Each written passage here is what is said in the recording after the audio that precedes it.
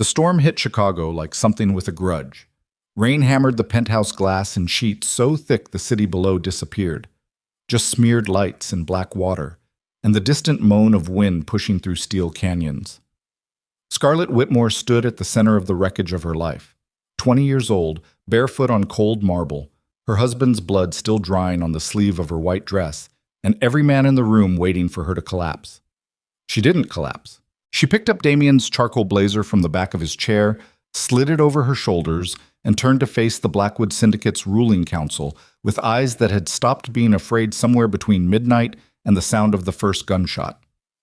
If you've ever watched someone decide to stop being a victim in real time, drop a like and tell me what city you're watching from.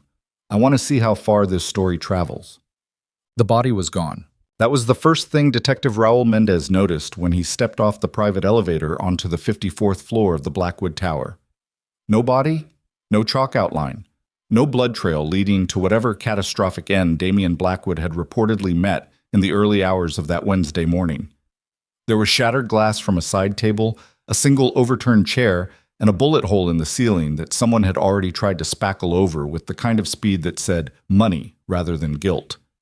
The crime scene had been sanitized before the rain had even stopped. Mendez had been a detective for 19 years. He'd worked organized crime for 11 of them. He knew what a cleaned room looked like, and he knew it wasn't the same thing as an innocent one. "Families requesting privacy," said the uniformed officer standing near the hallway entrance. Young guy, nervous, the kind of nervous that came from someone higher up the food chain leaning on him before Mendez had even arrived. Family," Mendez repeated, pulling out his notebook even though he had no intention of writing anything down yet. "That'd be the widow?" "Yes, sir." "She 20? 21, I think, maybe 20. "Right." He clicked his pen. "Where is she?" The answer was that she was in the main living area, and when Mendez walked in, what he found was not what he'd expected. He'd expected grief. He'd expected the theatrical kind, the loud kind, the kind that rich young widows performed when they needed everyone in the room to think about their grief instead of their motive. What he found instead was Scarlett Whitmore sitting at the head of a 12-seat conference table that had no business being in what the architectural drawings called a residential great room, with a tablet in one hand and a glass of cold water in the other.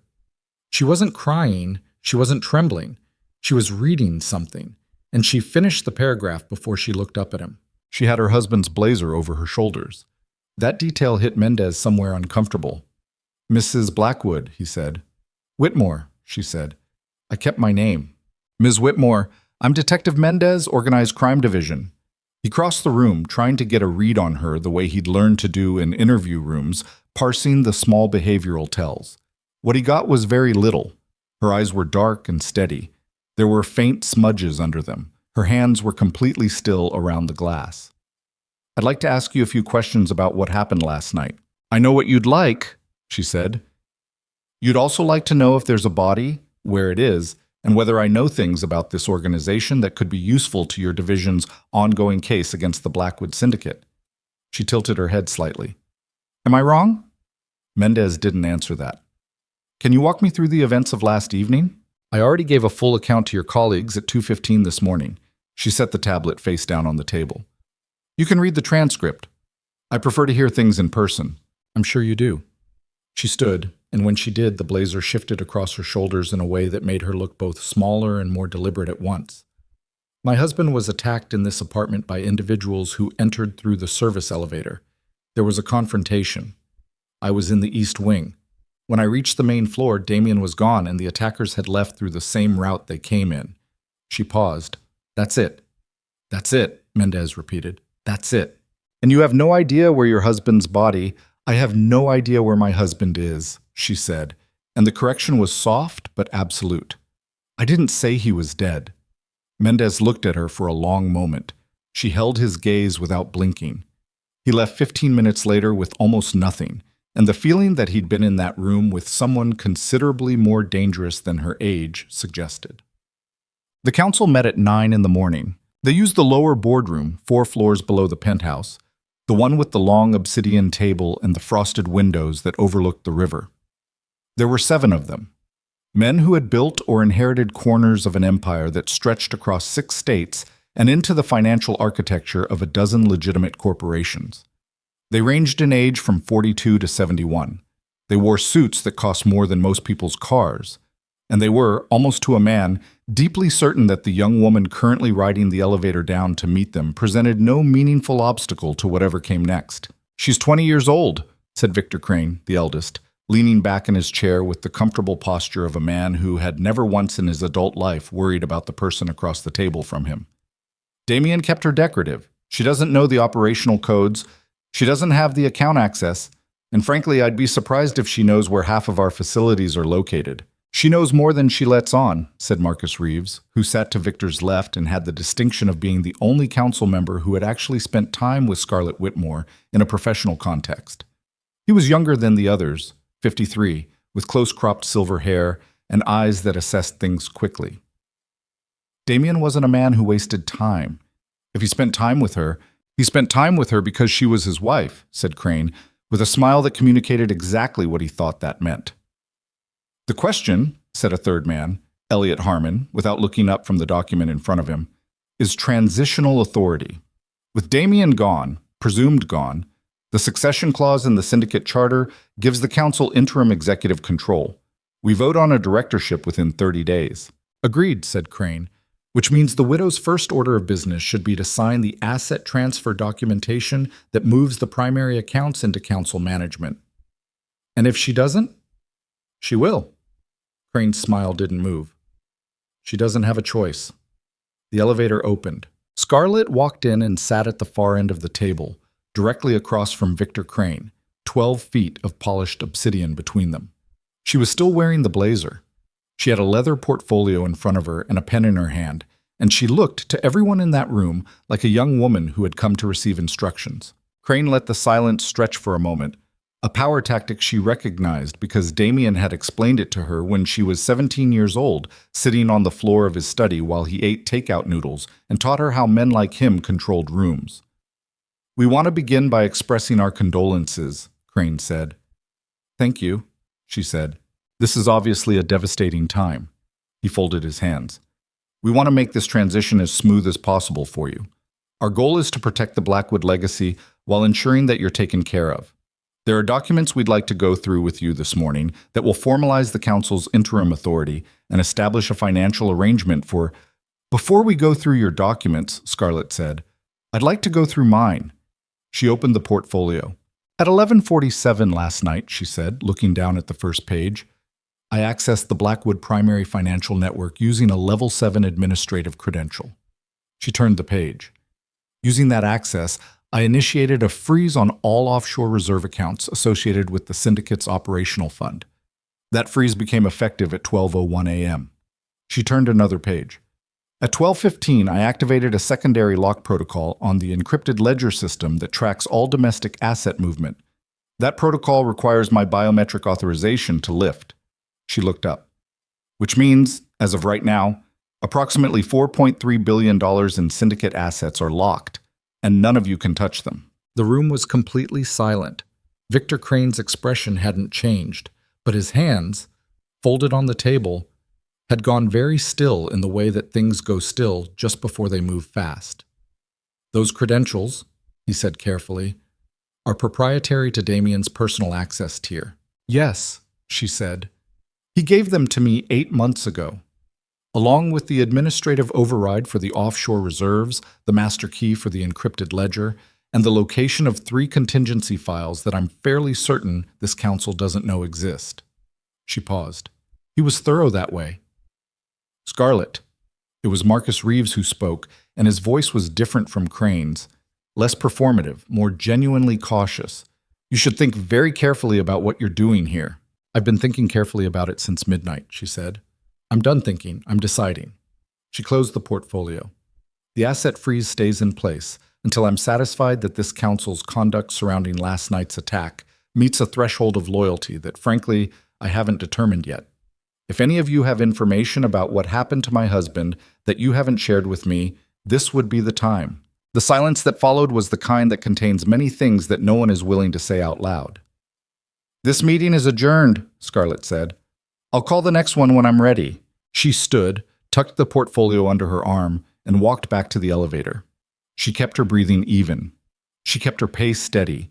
She kept every muscle in her face neutral until the elevator doors closed behind her and she was alone in the small rising box.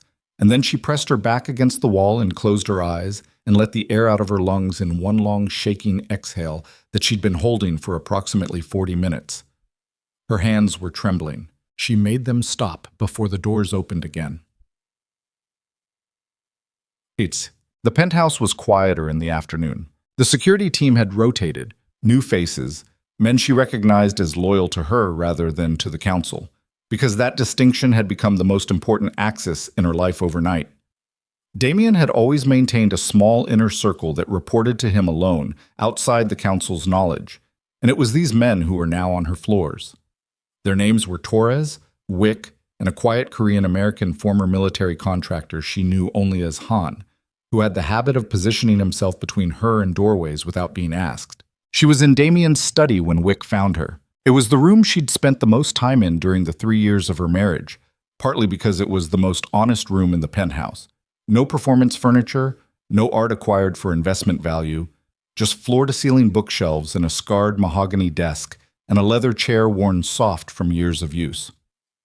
She'd sat in that chair 100 times while Damien stood at the window and talked her through whatever he was thinking. He thought out loud when it was just the two of them. That was one of the things she knew about him that the council didn't.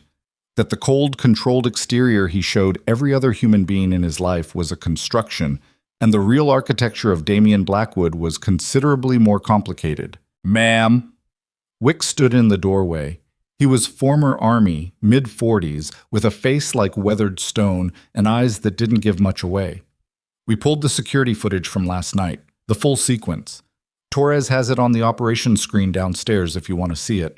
She looked up from the desk where she'd been working through Damien's personal correspondence, not reading his private thoughts, but tracing patterns, looking for irregularities in schedule or communication in the weeks before the attack. "Did Torres see anything useful?" "He said you should see it yourself." She followed Wick down to the operations room, which occupied a portion of the 48th floor that had been converted from guest accommodation to something that resembled a small intelligence center. Screens, encrypted communication terminals, a physical map of Chicago marked with locations that had meaning in the syndicate's operational geography. Torres was a compact man in his late 30s with dark eyes and the kind of focused stillness that came from years of work that required it. He had the footage paused on the main screen when she walked in. "Walk me through it," she said. "So the building's external cameras, the lobby system, the elevator cameras, those are all on the building's property management network," Torres said, "which means the council can pull that footage. Damien's personal security system is on a separate network, encrypted, and you're the only one with the current access key." He tapped the screen. "This is from the internal system. Entry point is the service elevator on 44. They came up from the parking sublevel." He played it. 3 figures masked and moving with professional efficiency, entering the service corridor at 11:02 p.m. The quality was excellent. Damien had invested in cameras that could read detail in near darkness. "Stop it there," Scarlett said. Torres froze the frame. She leaned forward. On screen, one of the figures had reached up to adjust something near their collar.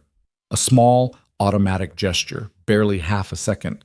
But it exposed the cuff of the sleeve beneath the jacket, and on that cuff was the edge of a watch. "Can you enhance that?" Torres worked the controls. The watch came into sharper focus, a particular style, a particular color combination on the dial. Scarlett had seen that watch before. She'd seen it across a conference table at 9 o'clock that morning. She straightened up slowly. "Get me everything you can pull on the building access logs for the last 2 weeks," she said.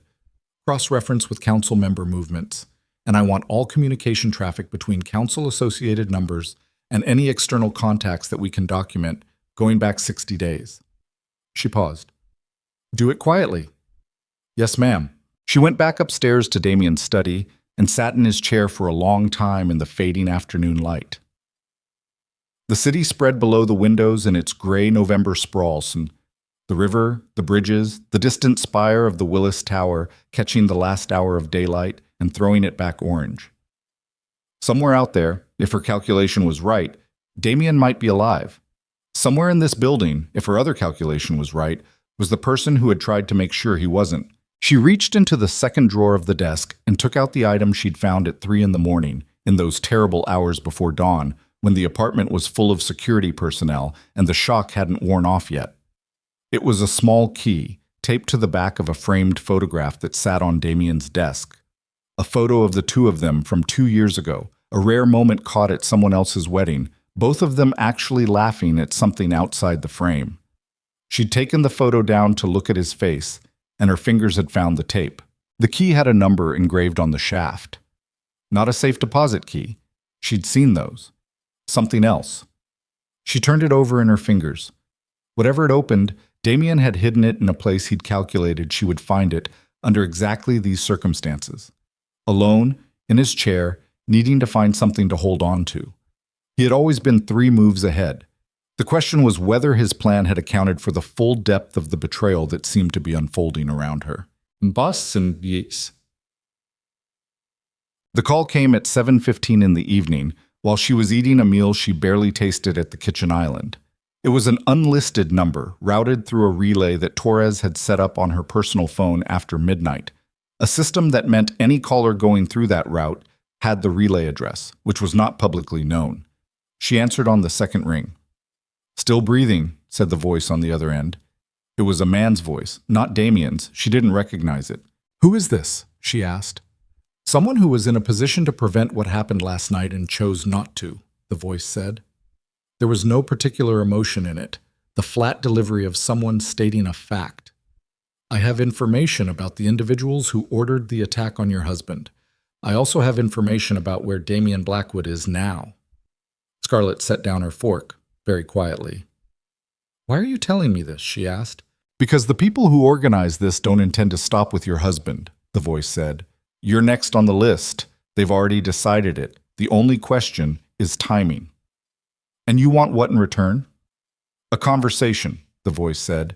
"In person, tonight. There's a bar called 40 Below on Wacker Drive. You know it?" She did. Damien had mentioned it once in passing, in a context she was now reconsidering. "I know it," she said. 11 o'clock.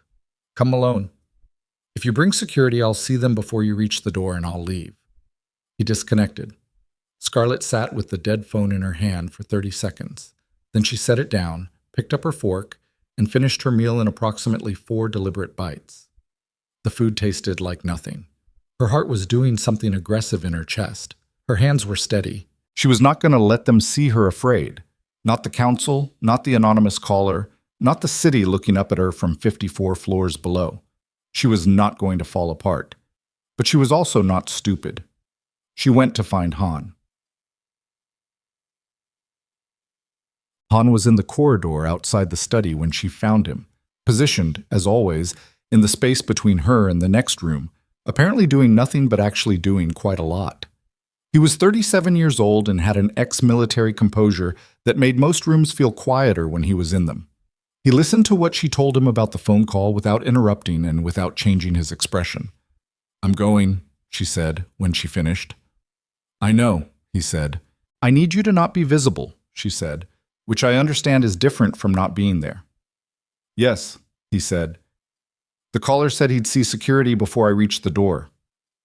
"He won't see me," Han said, with a confidence that was entirely free of boastfulness. Just a flat statement of operational reality. She nodded. She went to change her clothes. The storm had cleared. Chicago in November with the rain gone was a different animal, sharp and cold, the kind of air that cut through clothing and cleared the head whether you wanted it to or not. She took a car from the building's private garage at 10:40, riding alone in the back with the city unfolding outside the tinted windows, and thought about Damien. She thought about the afternoon 3 years ago when she'd been brought to this building for the first time. Not as a guest, as something closer to a transaction, her father's business debt restructured into a marriage arrangement that neither she nor anyone with a conscience would have defended. She'd been 17. She'd been terrified. She'd sat in a chair across from Damien Blackwood and waited to find out what kind of man she was now legally bound to. What she'd found was complicated. He was hard in ways she didn't fully understand at first.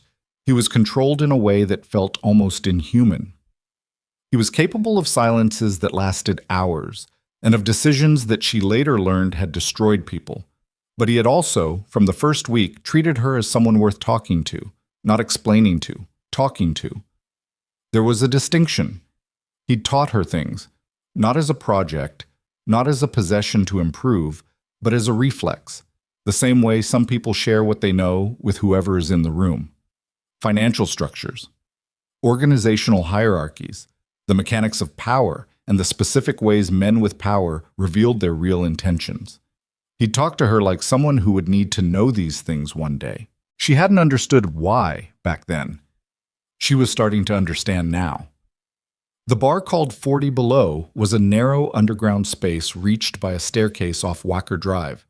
Low ceilings, exposed brick, the kind of deliberate dimness that suggested the clientele valued anonymity. She arrived at 10:58. She sat at the back, facing the entrance, and ordered a club soda she didn't drink. At 11:03, a man slid into the seat across from her. He was 50s, medium build, the kind of forgettable face that had probably been useful in whatever work he did. He was wearing a jacket that had too many pockets. His eyes moved around the room once when he sat down, a professional sweep, and then settled on her. "You're younger than I expected," he said. "You didn't ask my age," she said. He almost smiled. "Fair." He put his hands on the table, empty and flat, the universal gesture. "My name doesn't matter. What matters is that I've been embedded in a network adjacent to the Blackwood Syndicate for 2 years, feeding information to a federal task force. 6 weeks ago, I became aware of an internal conspiracy involving 3 members of your husband's council and 2 figures from the DeLuca crime family out of St. Louis." Scarlett looked at him. "Why didn't you report it through your federal contacts?" "I did," he said, "and nothing happened, which tells me the task force has its own contamination problem." He paused. "Or someone at a higher level wanted the attack to proceed." She absorbed that. "You said you know where Damien is." "I know where he was moved to within the first hour after the attack," the man said. "Whether he's still there—" He stopped. "He was alive when they moved him. That's what I have. He was injured and he was alive, and they moved him to a facility they use for situations that are more complicated than a clean termination." "What does that mean?" she asked. "It means they may want something from him before they finish it," the man said, "which gives you a window." "A window for what?" He looked at her across the table with an expression that was almost, she thought, apologetic. "To decide what kind of person you want to be from this point forward," he said. "Because there's no version of what comes next that doesn't require you to go to war with some of the most dangerous men in this city. And I need to know, before I give you anything else, whether you're actually capable of that." The bar noise hummed around them. Someone laughed at the far end of the room. The ice in her untouched drink settled. Scarlett Whitmore thought about the council table that morning, the frozen assets, the key taped to the back of a photograph, the watch on a masked man's wrist. She thought about 17-year-old her, sitting across from a man who saw something in her worth teaching. "I already started," she said. The man looked at her for a long moment. Then he reached into his jacket and placed a folded piece of paper on the table between them. "Don't open that here," he said. "Memorize the address, then destroy it. And understand that once you go there, everything changes." She picked up the paper without unfolding it. "One more thing," she said. "The watch. Silver case, blue and black dial. Who wears it?" The man across from her went very still. Then slowly, he said a name. It was a name she knew. It was a name that explained things she hadn't fully understood about the past 18 months of her marriage. The tensions, the careful silences, the moments when Damien had looked at someone in this organization with an expression she'd read as professional distance but was now reconstructing as something much more dangerous. She stood. She put the folded paper in her coat pocket. "Thank you," she said. She walked out of this bar and up the stairs into the cold Chicago night, and Han fell into step beside her without a word from approximately 6 feet away, exactly as she'd asked. She didn't open the paper on the street. She got into the car. She rode back to the tower in silence, watching the city. By the time the elevator carried her back to the 54th floor, she had a location, a name, and the precise shape of the conspiracy beginning to resolve in front of her like a photograph developing in chemical. She also had the growing, terrifying, entirely rational understanding that she was now standing at the center of something that no amount of asset freezing and counsel intimidating was going to resolve cleanly. The paper had an address on the south side, a converted industrial facility near the waterfront that the syndicate nominally used for a logistics operation. If Damien was alive and he was there, getting to him would require moving against men who had already proven they were willing to kill. If Damien was there and already dead, she was going to need to decide what came next without him. Either way, the girl she'd been before midnight was already gone. The question was who came next. She sat in his chair in his study and looked at the key on the desk in front of her, and the city looked back at her through the glass, 54 floors of empty air between her and the ground, and somewhere out in that dark November night, everything was about to get irreversibly worse. The call came at 11:47, not from a relay number this time, but from a direct line inside the building, a number she recognized as belonging to the council's internal communication system. It was Victor Crane. "I hope I'm not disturbing you," he said, in the voice of a man who had never once considered the possibility that he might be disturbing someone. "What do you want, Victor?" A pause. Short, controlled. The pause of a man reassessing something he thought he had read correctly. "I want to offer you something," he said.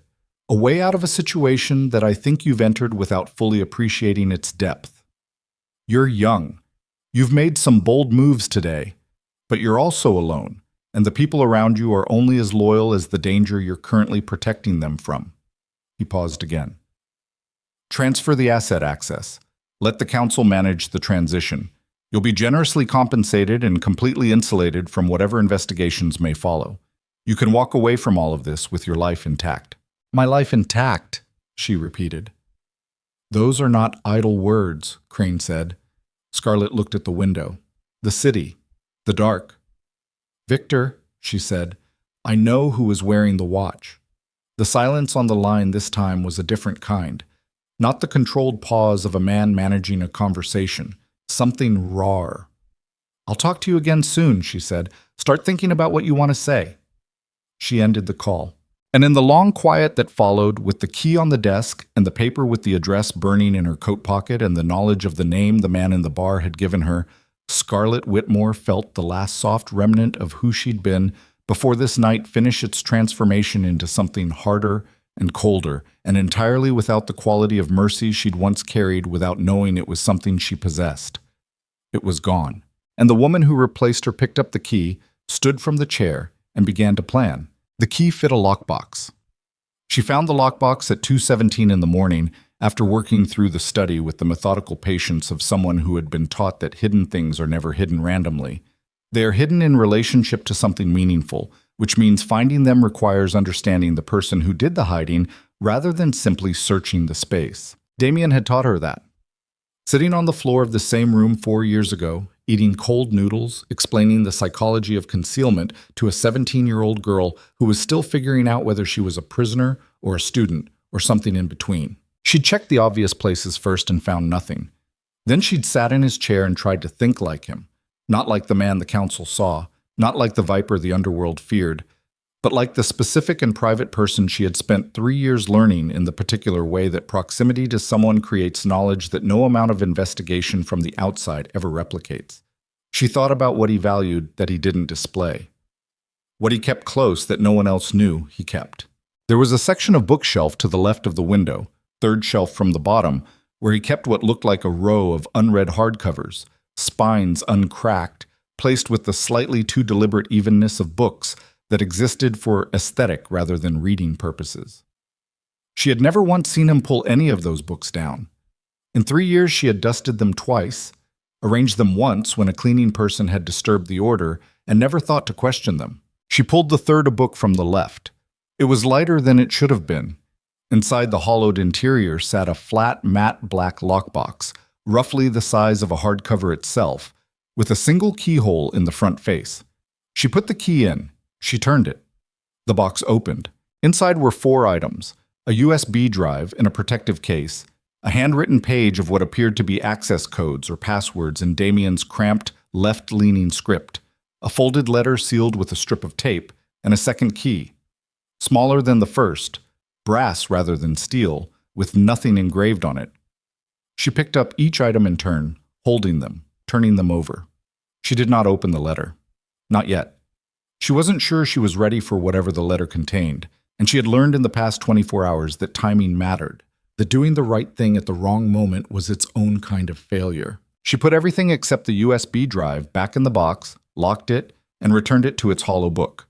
Then she sat down at Damien's desk, plugged the USB drive into his personal laptop, which she'd unlocked using the administrative credentials she'd activated the night before, and waited for the drive to populate. It contained one folder. The folder contained 43 files. She opened the first one and started reading, and by the time she'd worked through the first 7 files, the cold that had been sitting in her chest since midnight deepened into something else entirely. Something that wasn't just fear or grief or the adrenaline-sustained alertness of someone operating past the point of normal human function on almost no sleep. What she was reading was systematic. Damien had been building a file on his own counsel for somewhere between 18 months and 2 years. Communications transcripts, financial transfer records, surveillance photographs, operational logs. The kind of documentation that didn't accumulate accidentally. It was assembled with intent, with patience, with the understanding that what you were building would eventually need to withstand scrutiny in a room full of hostile witnesses. He had known. He had known about the conspiracy, and he had spent the better part of 2 years building the case against it. And he had not told her. And she sat with that fact for approximately 4 minutes before she decided what she felt about it, and the thing she felt was not straightforward. She was angry. She was also, underneath the anger, in the complicated stratum where honest self-assessment lived, aware that she understood why he hadn't told her. The files she was reading right now, in the silence of his study at 3 a.m, represented the Damien she actually knew, a man who built contingencies inside contingencies, who never handed someone a weapon without first ensuring they knew how to use it, who would not have shared this information with her until he was certain the knowing wouldn't get her killed. He'd been preparing her for something. The question she couldn't answer yet was whether that preparation had been a form of protection or a form of recruitment. Torres was awake when she came down to the operations room at 4 a.m. He had the look of a man who hadn't considered sleeping. Not wired, not jittery, just running on the kind of professional continuity that ignores the clock. The access logs were on the main screen, a detailed breakdown of building entry and movement data for the past 3 weeks, cross-referenced against known council member identification. "What did you find?" she asked. Torres turned from the screen. 6 days before the attack, there were 3 separate after-hours accesses to the service infrastructure on floors 42 through 46. Each access used a contractor credential, maintenance company the building uses for HVAC work. 2 of those accesses logged only 6 minutes of activity, which isn't enough time to do any legitimate maintenance work. "They were mapping the route," she said. "That's how I read it." He pulled up a secondary window. The contractor credentials were approved through the building's facility management system. Approval authority for that system sits with building operations, which runs through the syndicate's property management division. He paused. That division reports to the council's infrastructure committee. "Which Victor Crane chairs?" she said. Torres nodded once. "The communications traffic?" she asked. "That's where it gets complicated." He pulled up a third window. A log of call data that she could see at a glance was dense with flagged contacts. There are 42 documented communications between a number registered to an entity called Meridian Consulting Group and 3 separate council-associated numbers over the past 60 days. Meridian Consulting Group is a shell. Registered in Delaware, operations address is a mail service in St. Louis. St. Louis. The man in the bar had said the DeLuca family out of St. Louis. "Who are the 3 council numbers?" she asked. Torres hesitated for just a moment, the pause of a man who understood the weight of what he was about to say. "Crane," he said. "Harmon." He paused again. "And Reeves." She was quiet for a moment. Marcus Reeves, who had told the council she knew more than she let on. Marcus Reeves, who had been the one person at that table this morning who'd shown something resembling real caution. She thought about his eyes across the obsidian table. Quick, assessing, genuinely careful. She had misread that caution as something like respect. The correct reading, she now understood, was surveillance. "Does Reeves know about the asset freeze access?" she asked. "He would have been briefed by Crane after the council meeting," Torres said. "Probably within the hour." She thought for a moment.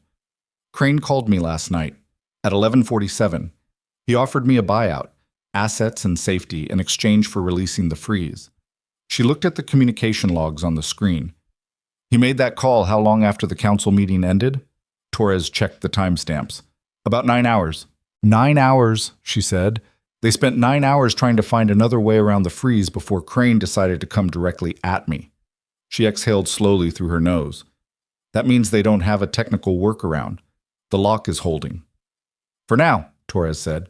He said it carefully, not to alarm her, but because he was a careful man. If they bring in someone with the right technical profile and enough time, how long do we have? If they know who to call, 72 hours maybe. Could be less. 72 hours. She processed that. There's something else, Torres said.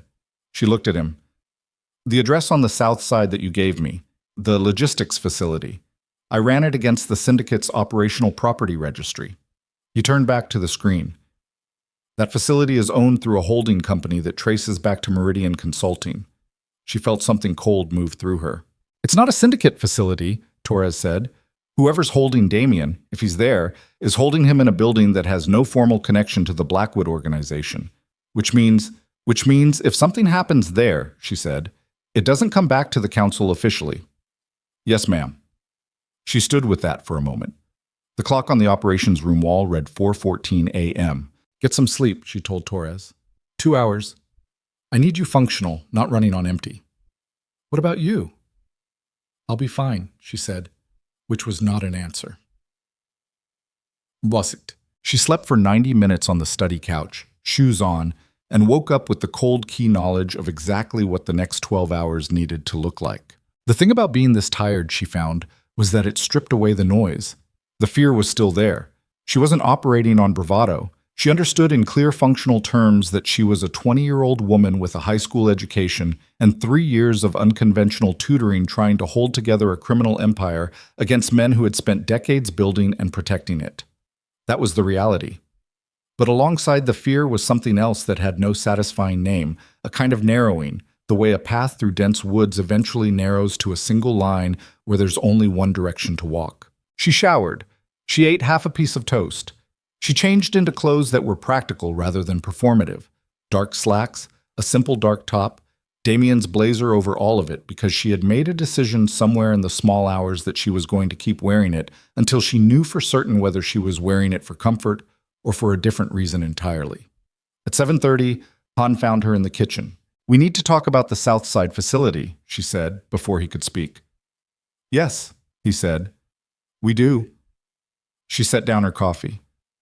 How many people would we need? To do it right? He pulled out a chair across from her and sat, which was unusual.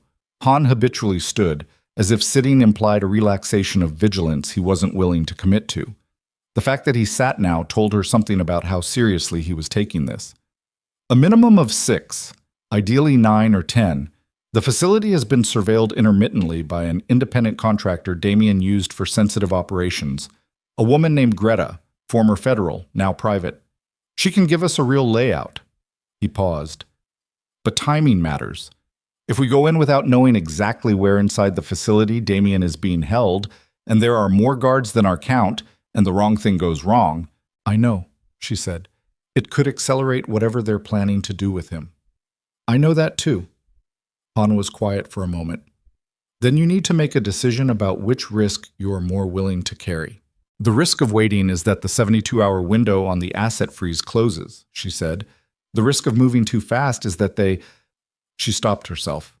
Said it plainly, the way Damien had always insisted on saying hard things plainly. Is that they kill him before we get there? Yes, Han said. She looked at her coffee. Contact Greta. Tell her I need a full facility assessment by 6 p.m. today. Whatever she charges, it's authorized. She looked up. And reach out to the other loyalists, not through the syndicate network, direct personal contact. I need a reliable count of how many people we actually have. That conversation, Han said carefully, will confirm to anyone watching that we're preparing a move. Good, she said. Let them try to figure out which move. Dim. The council convened without her invitation at 10 o'clock. She knew because Torres flagged the building access, all 7 council members using the boardroom on 50. She knew because she had access to the building's internal communication system through the same administrative credential that controlled everything else, which meant she could, if she chose, listen to what was being said. She chose. She sat in the operations room with Torres beside her and Han standing near the door and listened to Victor Crane conduct a meeting about how to remove her from power inside a building that she currently controlled. She accessed Damien's personal network, Crane was saying. That tells us she had credentials we didn't know about. What we don't know is the extent of what those credentials give her access to. She said contingency files, said a voice she identified as Harmon's. 3 contingency files that the council doesn't know about. That's what she said. Crane's voice was steady, but there was something underneath it. Not quite fear, but the tonal register adjacent to it. The one that emerged when someone was working very hard to project certainty they weren't fully feeling. Whether it's a bluff or not, it's not a bluff. Marcus Reeves's voice. Flat. She told me about the watch. A silence. What watch? Crane asked. She didn't specify, Reeves said. She said she knew who was wearing the watch. In the context of last night, she knows there was someone on the team who could be identified. Another pause. Victor, if she has any of Damien's surveillance files, we would know, Crane said. The files. The files we know about, Reeves said. Another silence. This one longer. She's 20 years old, Crane said. Came out slightly differently than it had at the meeting yesterday. Less comfortable. Less like a closing argument and more like something a man was trying to convince himself of. She froze $4 billion overnight and walked into this room like she owned it, said a voice Scarlett didn't immediately recognize. One of the quieter council members, a man named Petra, who handled the syndicate's European relationships. Victor, I'm going to say something that no one else is saying. We may have underestimated this situation. Underestimated, Crane's voice went careful. In what sense? In the sense that the assumption that she would crumble and hand us what we needed has not played out, Petra said. And the longer she holds the financial network, the more options she develops, and the fewer we have. Scarlett made a note on the pad in front of her. Petra. Undecided, pragmatic, not ideologically committed to Crane. That was a variable worth holding. The timeline on the St. Louis side is what matters, Harmon said. Once that's resolved, the leverage question resolves with it. She wrote, St. Louis timeline, resolution of leverage, meaning Damien, meaning whatever they were waiting for him to provide, or waiting to do to him, was still pending. He was still alive. The thought hit her in the sternum with a force that was almost physical. She kept her face still. We give her 24 hours, Crane said. Standard communication, no escalation, while the technical team works the freeze. If she doesn't move in a cooperative direction by tomorrow morning, and if she moves against us before then? Reeves asked. She won't, Crane said. She doesn't have the Victor. Reeves said the name in a way that stopped the sentence. Stop telling yourself what she doesn't have. Start thinking about what she does. The meeting continued for another 40 minutes. By the end of it, Scarlett had 3 pages of notes and a significantly clearer picture of the internal geography of the conspiracy. Crane was the architect, Harmon the operational planner, Reeves the intelligence function. The St. Louis connection, the DeLuca family, provided the external muscle and the off-books facility. The arrangement had apparently been building for 18 months, timed to coincide with what they had calculated would be a moment of strategic vulnerability for the syndicate. They had not calculated Damien's preparation. They had not calculated her. She pulled her earpiece out. The room was quiet except for the ambient hum of the screens. 24 hours, Torres said. He was looking at his own notes. Less than that, she said. If the technical team starts on the freeze tonight, they might crack it in 48, which means by tomorrow night I'm working against a clock on 2 fronts, the facility and the financial lock. Then we need to move tonight, Han said from the door. She looked at him. He was right, and they both knew it, and neither of them said anything about the weight of what that meant. Is Greta confirmed? She asked. 6 p.m., Han said, as requested. Good. She stood. I need to make a call before then. The call she needed to make was to the man from the bar, through the relay number, and it took him 4 rings to answer, which she noted. I listened to the council meeting this morning, she said without preamble. They're expecting a resolution from the St. Louis side within 24 hours. What does that mean specifically? A pause. She could hear ambient noise, outdoor air, traffic. He was outside somewhere. It means Damien hasn't given them what they want yet, the man said. Which is what? Access, he said. Not the financial credentials. Those can be replaced, given enough technical work. What they want from him is something harder to replicate. The names and locations of the syndicate's full network of protected witnesses. People who have been inside the organization and are now living under protected identities. Damien is the only person who holds that information. She was quiet for a moment. Why would the DeLuca family want that? She asked. Because 3 of those protected witnesses have direct testimony against DeLuca family operations, the man said. They've been trying to locate them for years. Damien has been protecting them, not as a favor, as leverage. The deal Crane made with the DeLuca family includes delivering those names. And if Damien won't give them up, they move to secondary leverage, the man said, which is you. She sat with that. You, he continued. Being taken. Being used as the reason he cooperates. That's the St. Louis timeline Crane referenced this morning. He paused. If you were listening to the meeting, you heard Harmon mention it. She had heard it. She hadn't fully parsed it in the moment. She was parsing it now, and the result was a cold, specific fury that she recognized as more useful than fear and considerably more dangerous than either. When? She asked. If I had to put a number on it, the man said, you have until sometime tomorrow morning before they make a move toward you. She looked at the clock on the wall. 16 hours. Maybe fewer.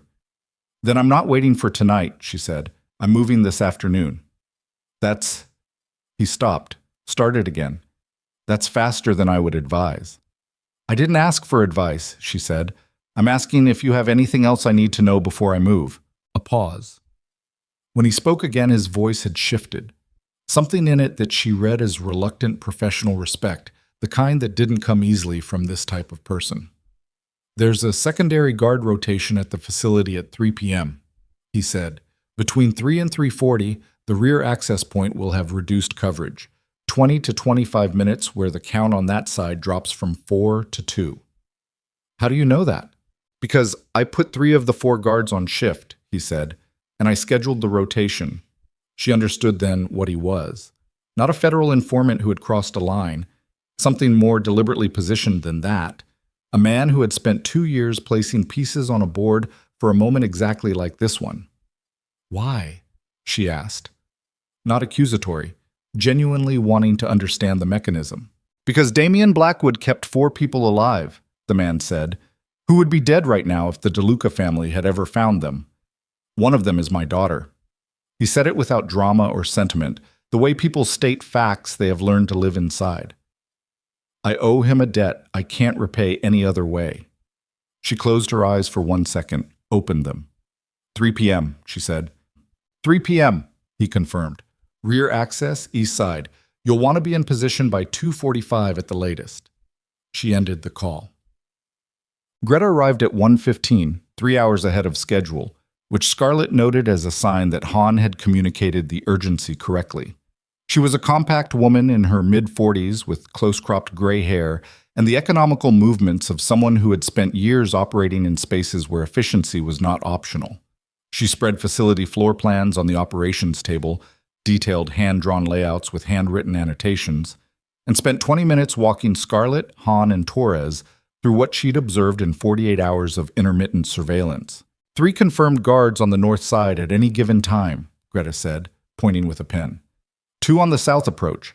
The east rear access rotates between 4 and 2 depending on time of day. Interior. I have visual confirmation of at least 2 more inside the main building. The holding area, based on movement patterns and what I could confirm through the east windows on the second floor, here, is most likely this section. She circled an area in the northeast corner of the building's second floor. It's the only space with no observed traffic in or out. Everything else has regular movement. Confirmed occupant? Scarlett asked. 1 individual, non-ambulatory or highly restricted in movement, Greta said. I can't give you an identity confirmation from what I observed. What I can tell you is that whoever is in that space has been there since at least yesterday morning, and there have been 2 visits from what looked like a medical-adjacent individual. Bag, deliberate pace, stayed approximately 30 minutes each visit. She looked up. If someone is keeping a prisoner alive through deliberate medical care, that argues for them wanting the prisoner functional. Scarlett felt the knot in her chest ease by a fraction. We go at 2:45, she said. 9 people. Han leads the entry team.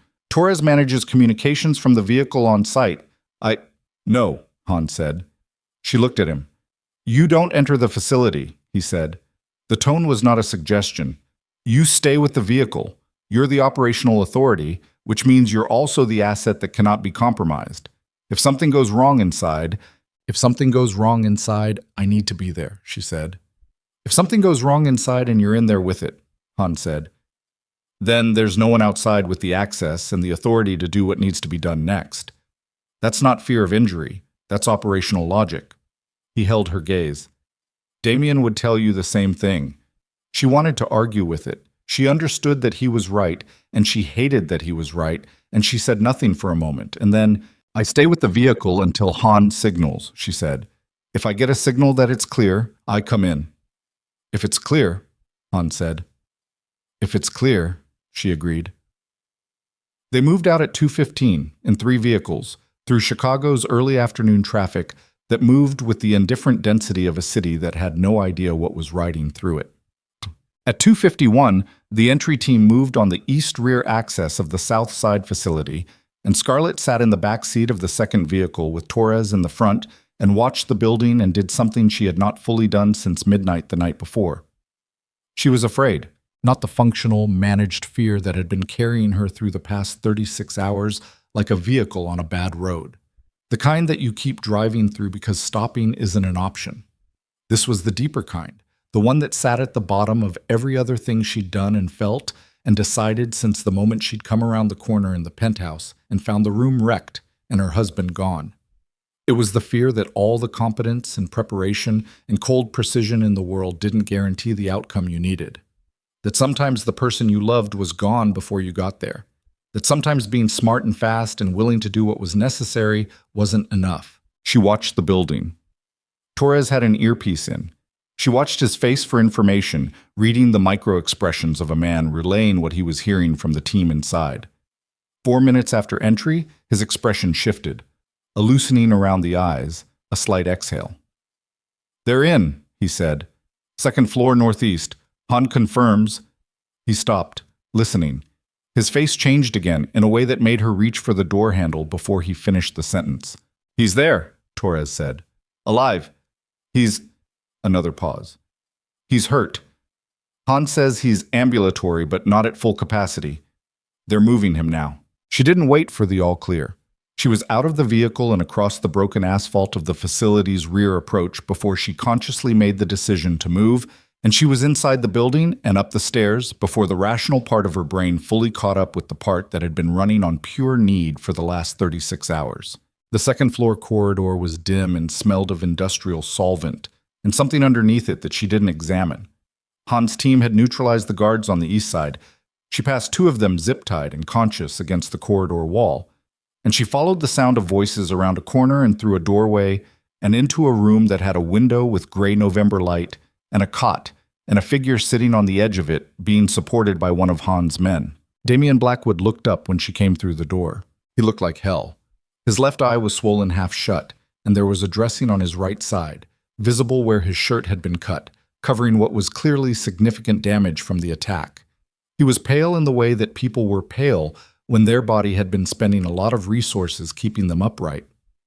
But his eyes, the one that was fully open and the one that was mostly open, were tracking, clear and focused, and when they found her face, carrying an expression that she had seen from him only a small number of times in 3 years. Not surprise. Something more complicated. Something that looked, in the gray November light of a room that smelled wrong, like a man confronting the reality of a calculation that had exceeded his projections. "You're early," he said. His voice was rough. It had the texture of a voice that had been strained. "You're welcome," she said. She crossed the room and sat beside him on the cot, And for a moment, neither of them said anything. And she didn't reach for him and he didn't reach for her because they were who they were. And the room was still operational and Han's team was still moving around them. And there would be time for the other thing later, if there was a later. The council, he said. I know about the council, she said. He looked at her. How much do you know? Crane, Harmon, Reeves, the DeLuca connection, the protected witness list. She paused. The lockbox. Something moved across his face. You found the lockbox. You taped the key to our wedding photo, she said. You knew I'd take it down. He was quiet for a moment.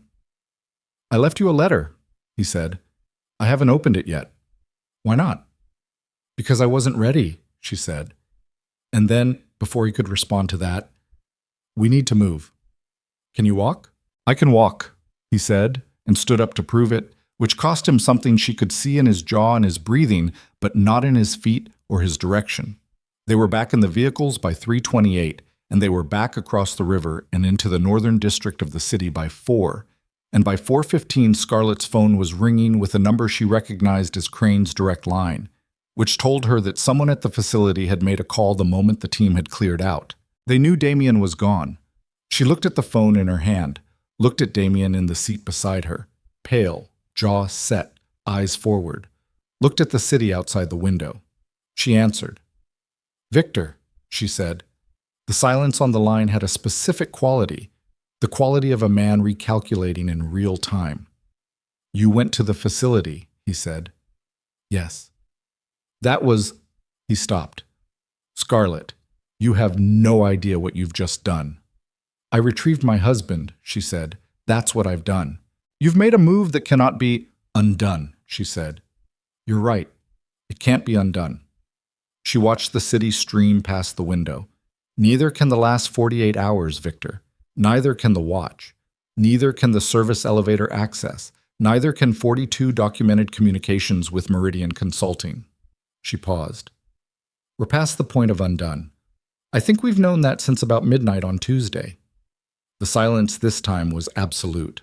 You should know, she said, her voice dropping to something quiet and entirely without heat, which was, she had learned from the man sitting beside her, considerably more frightening than anger.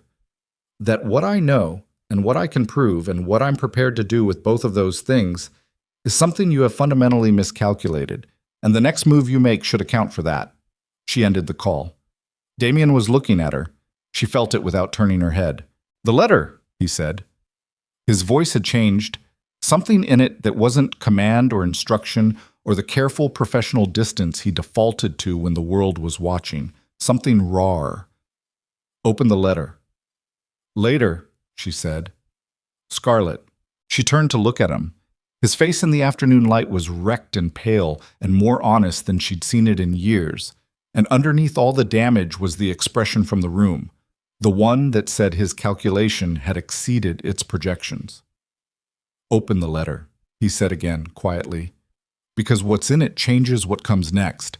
And what comes next... He stopped, drew a careful breath around whatever his ribs were doing. What comes next is the part I can't run alone anymore. She looked at him for a long moment. Then she reached into the inside pocket of his blazer, her blazer now, the one she'd been wearing since midnight, and took out the folded, sealed letter she had transferred there from the lockbox in the early hours of the morning, without quite knowing why she'd kept it close rather than locked away. She broke the seal. She unfolded the paper. The first line read, If you're reading this, it means everything went exactly the way I planned, and I owe you an explanation that is approximately 3 years overdue. She read the rest in silence, while the car moved through Chicago and Damien sat beside her, and the city had no idea what was moving through its streets. By the time she finished, her hands were not shaking, but something in her chest had cracked open along a fault line she hadn't known was there, and the thing that poured out of it was not grief and not fury and not the hard, cold executive precision she'd been running on for 2 days. It was something closer to understanding, and understanding, she was beginning to see, was more dangerous than any weapon in the lockbox. The car turned north. Somewhere behind them, Victor Crane was making phone calls. Somewhere ahead of them, the endgame was already in motion. And for the first time since this had started, Scarlett Whitmore was no longer simply reacting to it. She folded the letter, put it back in the pocket over her heart. "Tell me the part of the plan," she said to Damien, "that you haven't told anyone else." He looked at her.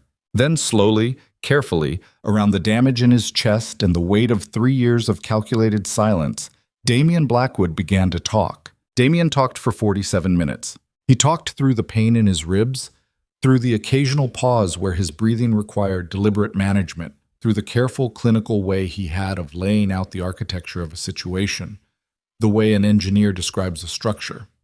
Load-bearing elements first, cosmetic details last. Nothing included that wasn't necessary. He talked while the car moved north through Chicago, and the afternoon light went flat and gray through the tinted windows, and Han drove without comment, and Torres monitored communications in the front passenger seat, like a man who understood that what was happening in the back seat was above his operational pay grade. He told her everything. The conspiracy had been building for 22 months. He had first detected its outlines through an anomaly in the syndicate's financial routing. A pattern of small diversions, individually meaningless, collectively pointing toward a destination account that didn't appear in any register he officially controlled. He traced it quietly, without alerting the council, because the moment he detected an internal threat, the operative principle became, trust no one until you know exactly who.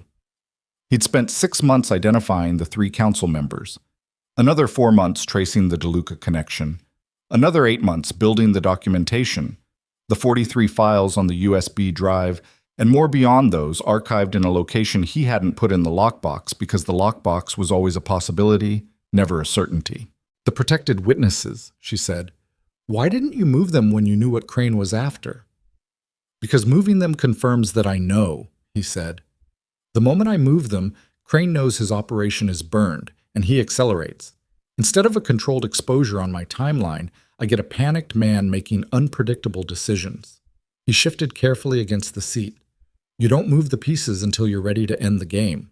You let them believe the board is still theirs." "So you let the attack happen," she said. He was quiet for a moment. "I anticipated an escalation," he said. "I underestimated the specific form it took. The attack was more aggressive and more precisely coordinated than my modeling suggested."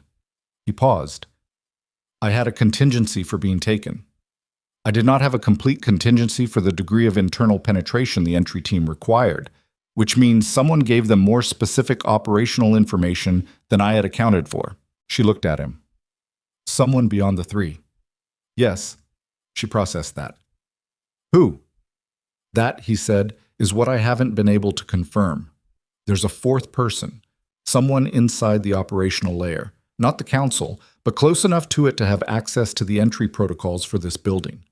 He turned to look at her, and in the afternoon gray, his damaged face was very still.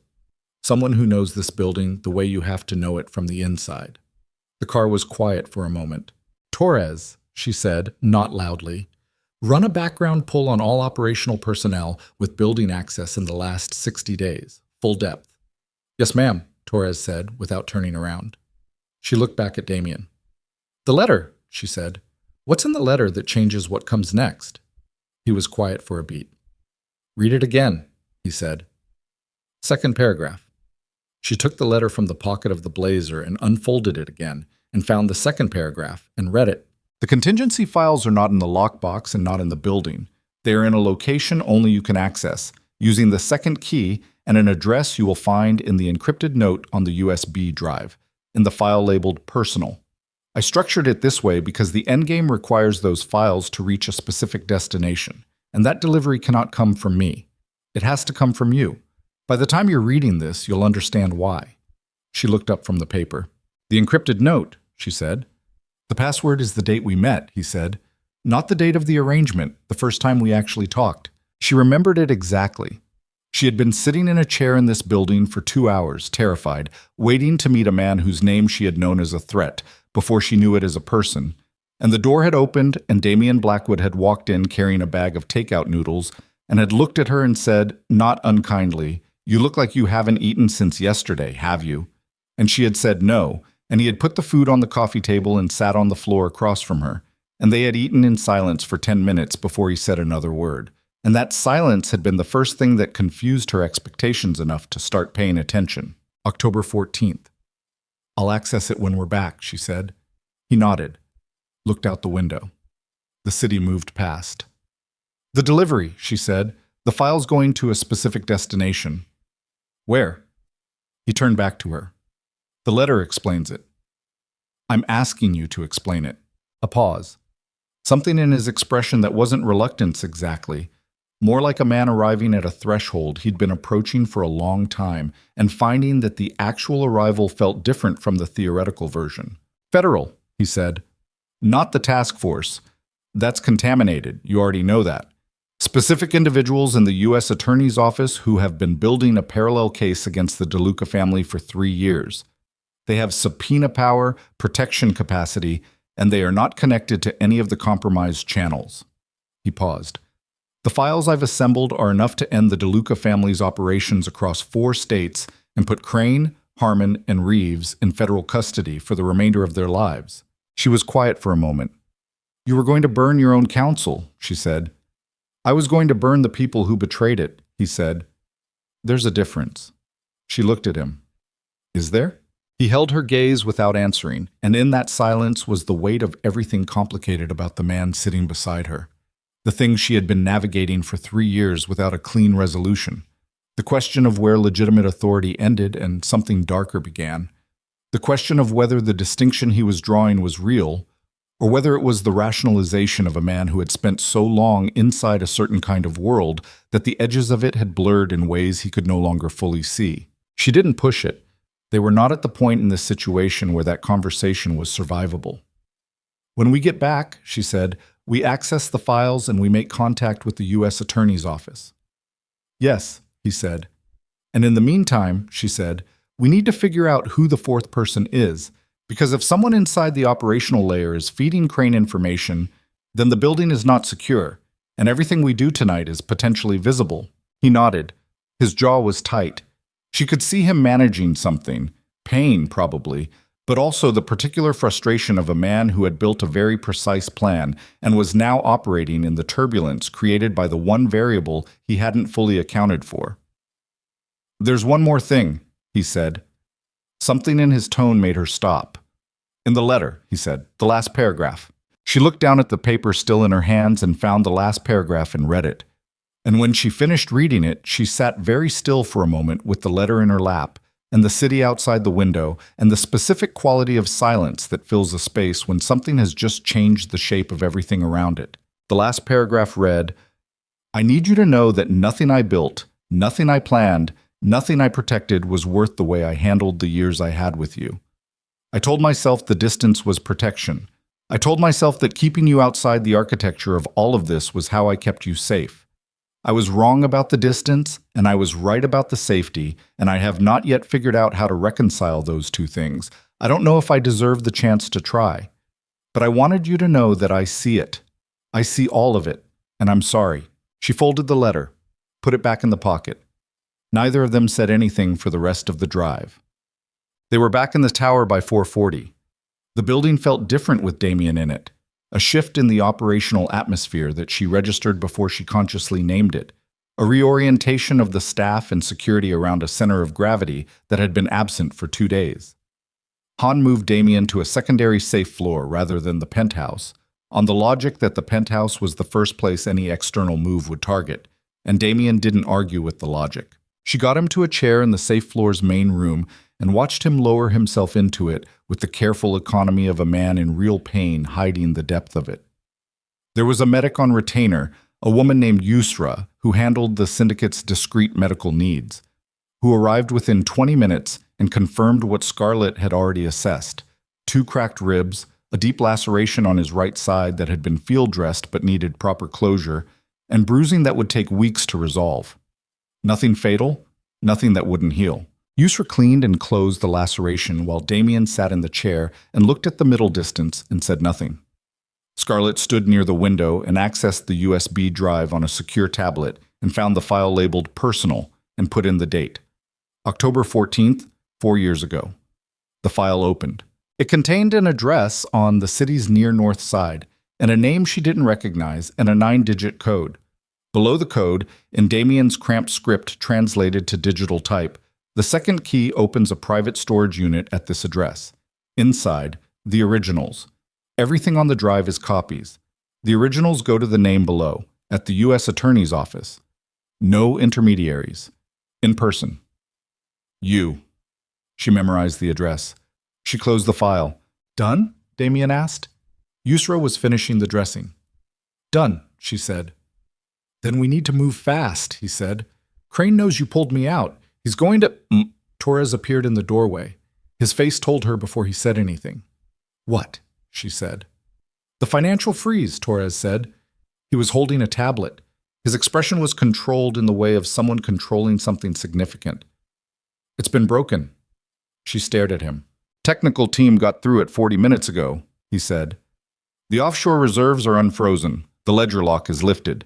He paused. They've started moving assets. 3 transfers initiated in the last 20 minutes. A combined total of approximately $900 million redirected to accounts we can't trace on our network. She stood very still. 40 minutes ago, while they were in the car, while she had been reading the letter and listening to Damien talk and believing that the asset freeze was the clock she was working against, believing she had 72 hours, the technical team had been inside the system and she had had no idea. The 72-hour window, she said, was a misdirection, Damien said very quietly from the chair. She turned to look at him. His expression was controlled, but underneath the control was something she had very rarely seen in his face, the expression of a man who has made an error. They told you 72 hours, he said, so you would believe you had time, so you would focus on the facility. On me. He stopped. The technical resource they brought in wasn't starting last night. They started the moment the freeze went up. The 72 hours was a number Crane floated to give you a false operational horizon. You knew this was a possibility, she said. Her voice was very flat. I considered it, he said. I assessed it as lower probability than… You assessed it wrong, she said. He didn't flinch. Yes. She turned back to Torres. How much is left in the accessible network? Torres looked at his tablet. They've moved the offshore reserves. The domestic operational accounts are still locked. Those have a separate architecture that the technical team can't crack the same way. Approximately 400 million in accessible domestic holdings, which Crane can access through council authority now that the primary freeze is broken, she said. Not immediately. The domestic accounts have a dual authorization requirement, council authority plus a secondary holder. The secondary holder designation is yours. Torres looked up. They can't move those funds without your authorization or without breaking a second different lock. She absorbed that. So we still have 400 million they can't touch, she said. For now, Torres said. But they have 900 million they've already moved. And with that kind of liquidity, they don't need the domestic accounts. They can fund whatever comes next without them. She walked to the window, looked out at the city. The afternoon was going dark at the edges. November eating the light early, the way it always did in Chicago. $900 million moved in 40 minutes while she was in a car thinking she had 72 hours. She thought about this man in the bar, about the relay call this morning, about the service rotation at the facility. 3 p.m., East Side, 20 minutes of reduced coverage. She had been given a window, and she had taken it, and she had gotten Damien out, and that was not nothing. That was in fact the most important thing. But the cost of the operation was $900 million, and the elimination of the primary financial leverage that had been her single most powerful tool since midnight Tuesday. The background pull on operational personnel, she said, without turning from the window. Torres, where are we? Running, Torres said. I should have preliminary results within the hour. Make it 30 minutes, she said. Torres left. The room was quiet except for Yusra packing her medical bag and Damien's careful breathing. Scarlett, Damien said. Don't, she said. A pause. Don't tell me it's recoverable, she said. Don't tell me you have another layer. Don't give me the next move yet. She kept her eyes on the city. Give me 60 seconds to be angry. He gave them to her without speaking. At 60 seconds, she turned from the window. The originals at the storage unit, she said. How much of the financial conspiracy do they document? All of it, he said. Every transfer, every offshore routing, every communication, enough to freeze the moved assets through federal action within 48 hours of the documents reaching the U.S. attorney. He paused.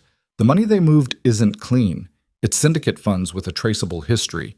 If the federal case moves fast enough, they get it back, she said. The government gets it back, he corrected. We get the leverage of having been the ones who delivered the case. She looked at him. We. He met her eyes. We, he said again, and this time the word had more weight to it. She was about to respond when Torres reappeared in the doorway.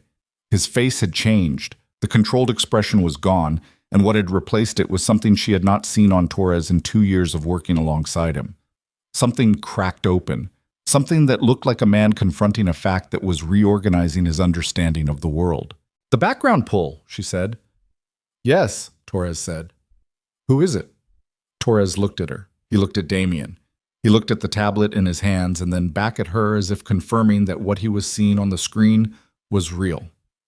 Han, he said. The name landed in the room like something dropped from a height. She heard Damien go very still in the chair behind her. She stood with the name for 1 full second, and in that second she ran every interaction with Han across the past 36 hours. The positioning in corridors, the tactical advice, the conversation in the kitchen about the Southside facility, the operational parameters he'd set for the entry team, and she watched it reorganize itself around this new fact, the way a puzzle image shifts when you finally see the shape hidden inside it. Han, who had been between her and every doorway. Han, who had known the exact parameters of the entry operation. Han, who had been the one to advise her not to enter the facility herself. Han, who was currently somewhere in this building. Where is he? She asked. He logged out of the secure floor 8 minutes ago, Torres said. Building systems show him on 46. He used the service. She was already moving. Torres caught her arm. Scarlett, let go, she said. You cannot go to 46 alone, he said. He is armed, and he knows this building, and he knows you're going to find out.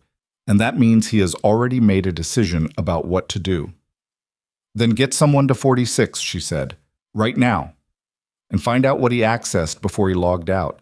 Because if he was feeding information to Crane throughout this operation, then whatever he accessed in the last 8 minutes is what Crane is going to use next. Torres released her arm and was already on his radio. She turned back to Damien. His face was flat and still, and inside that stillness, she could see the particular devastation of a man confronting a betrayal that came from a direction he had trusted completely. Han had been his appointment. Han had been the one person in the inner circle he had placed there personally, outside the Council's awareness.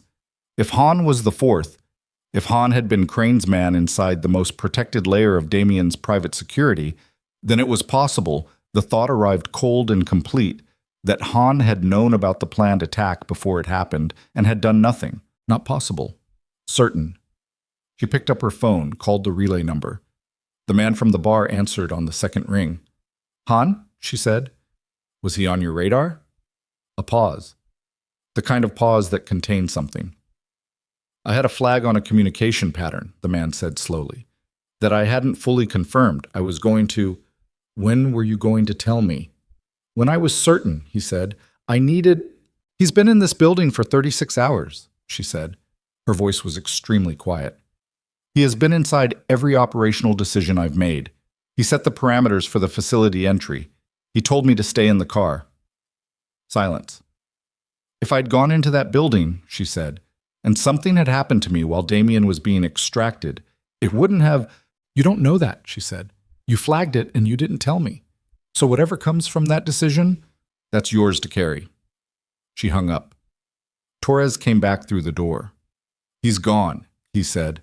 Service elevator, sub-parking level, 7 minutes ago. He's out of the building. He looked at his tablet.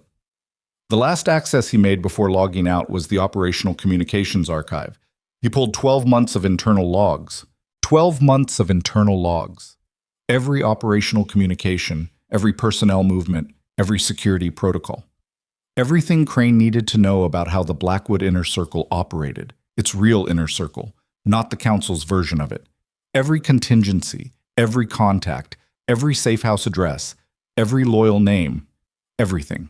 She stood in the middle of the safe floor room with that understanding settling through her like cold water through a crack in something solid, and she felt the shape of it fully, the asset freeze broken, $900 million moved, and now the operational security of her entire inner network compromised and in Crane's hands. In 36 hours, she had gone from the strongest position available to her, financial control, operational security, the element of surprise, to a position where she had Damien alive and a letter and a second key and a storage unit address and a name in the U.S. Attorney's office. That was what remained. She turned to look at Damien. He was watching her. His damaged face was still, and his eyes were clear, and he was waiting. Not for her to collapse, not for her to defer, not for the version of this moment where she handed the problem back to him. He was waiting to see what she decided to do with what was left. Outside, Chicago was going dark. Inside her chest, something cold and final was finishing a transformation that had started at midnight 2 days ago. Something that had been in the process of becoming since she was 17 years old, and a man had sat on the floor across from her and treated her like someone worth talking to. She looked at Torres. We need to move locations within the hour. Assume Crane has everything in the operational archive. Every safe house, every contact, every protocol. Assume all of it is burned. She paused. We operate from nothing. We start clean. We have almost nothing, Torres said. I know, she said. That's what we work with. She picked up the tablet with the USB drive information, picked up the second key from the desk where she'd set it, and looked at Damien. Can you move? Yes, he said. Then we're going, she said, because the only play we have left is those files reaching the U.S. Attorney's office before Crane finds out that's what we're doing, and the window for that. Her phone rang. Unknown number. Not the relay. Something else. She answered it. Ms. Whitmore. The voice on the line was one she'd never heard before. Older, measured, with the specific unhurried quality of a man who had never needed to rush anything. My name is Caruso. I represent the DeLuca family's interests in this matter. A pause. I think it's time we had a direct conversation about what you have, what we want, and what happens to your husband in the next 24 hours if those two things don't reach an agreement. She gripped the phone. Mr. Caruso, she said. Yes. I'm listening, she said, and her voice was steady, and her hands were steady, and something behind her eyes had gone to a place that was very quiet and very cold, and completely without the quality of mercy that she had spent 2 years learning she didn't need. She kept Caruso on the line for 4 minutes and 18 seconds. Not because she had anything to say to him, because she needed to hear how he talked, the pacing, the pauses, the specific way a man revealed his leverage by how carefully he handled it. Caruso was careful. Caruso had the unhurried quality of someone holding a very good hand and smart enough not to show it by playing too fast.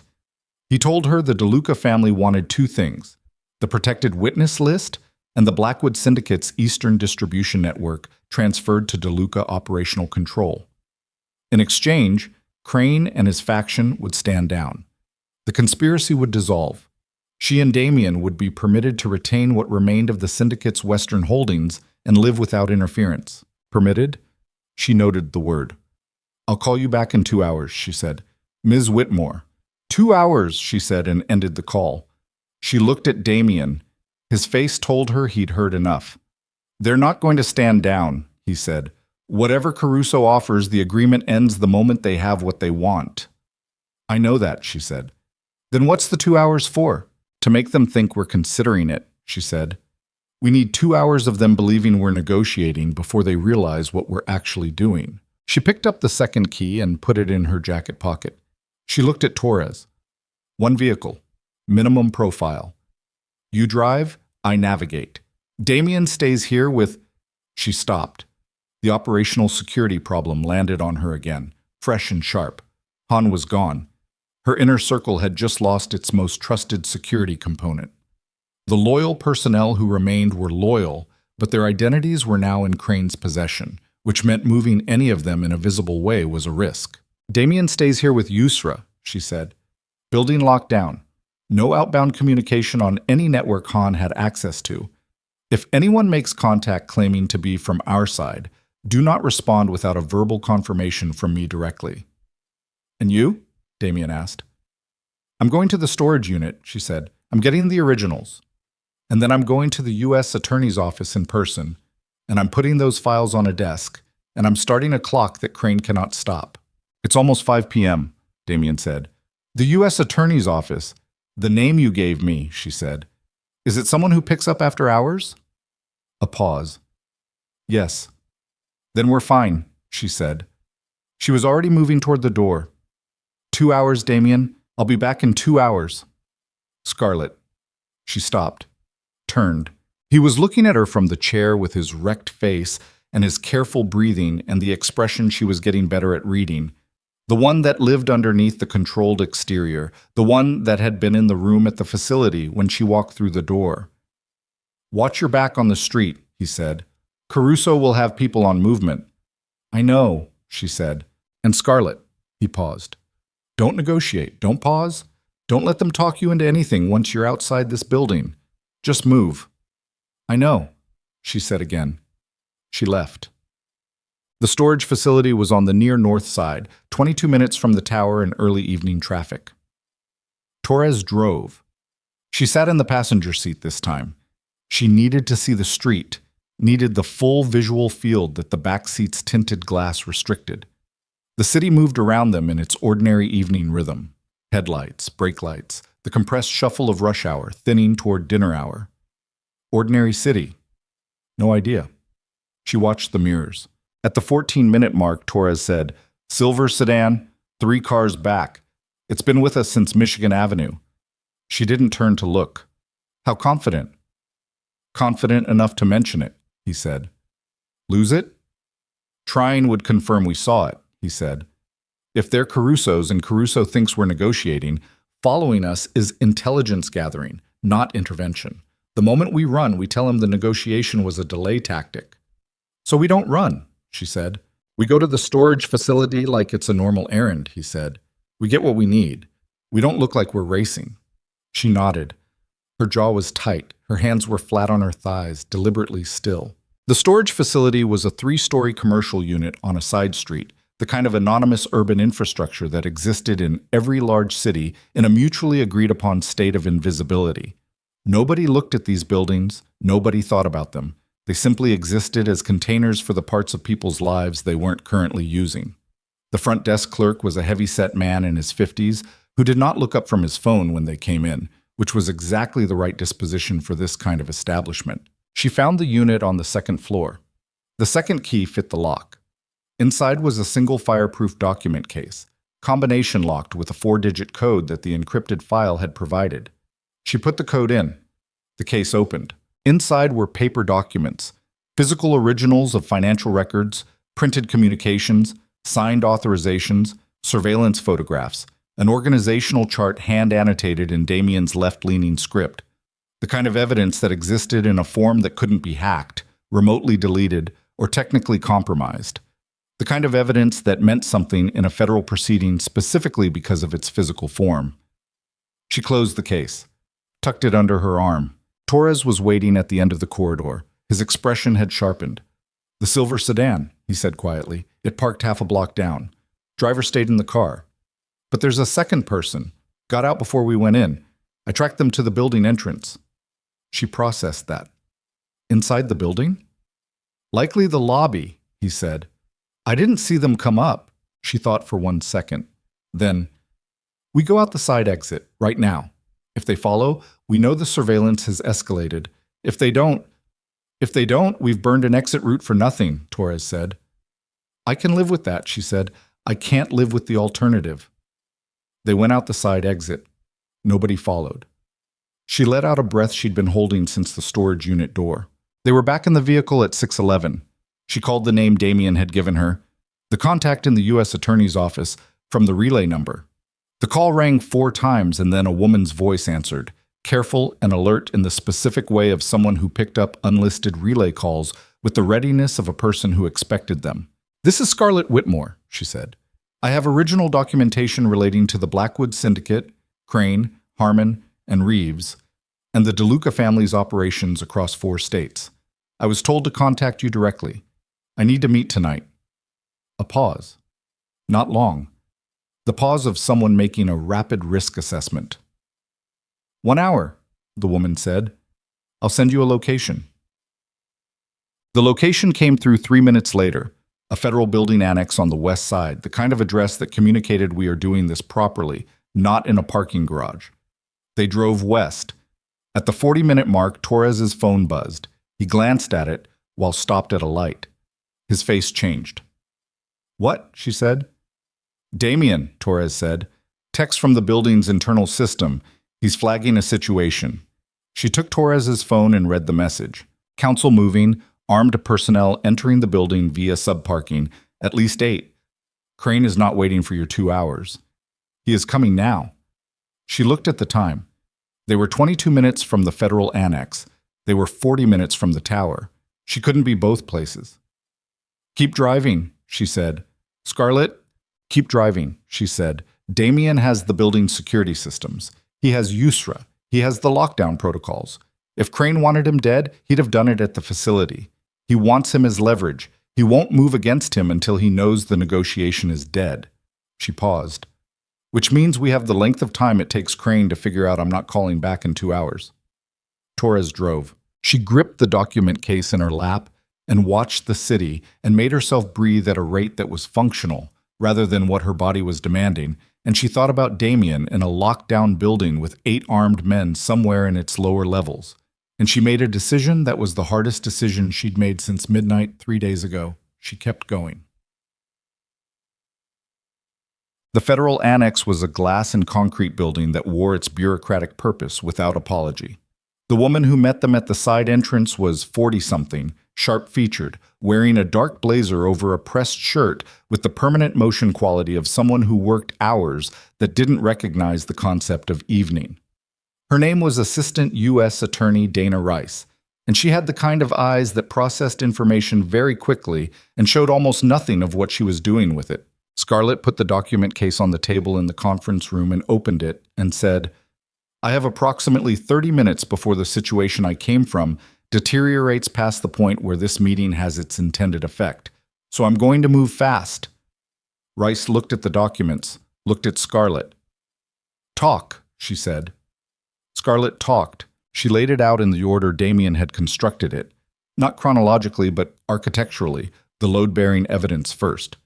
The financial routing records, the Meridian Consulting connection, the 42 documented communications, the authorization chain for the building access that enabled the attack, the organizational relationship between the Blackwood Council faction and the DeLuca family, documented in paper originals that included a physical signed agreement. A piece of paper she set on the table separately, because it was the kind of thing that made prosecutors go very still. Reese went very still.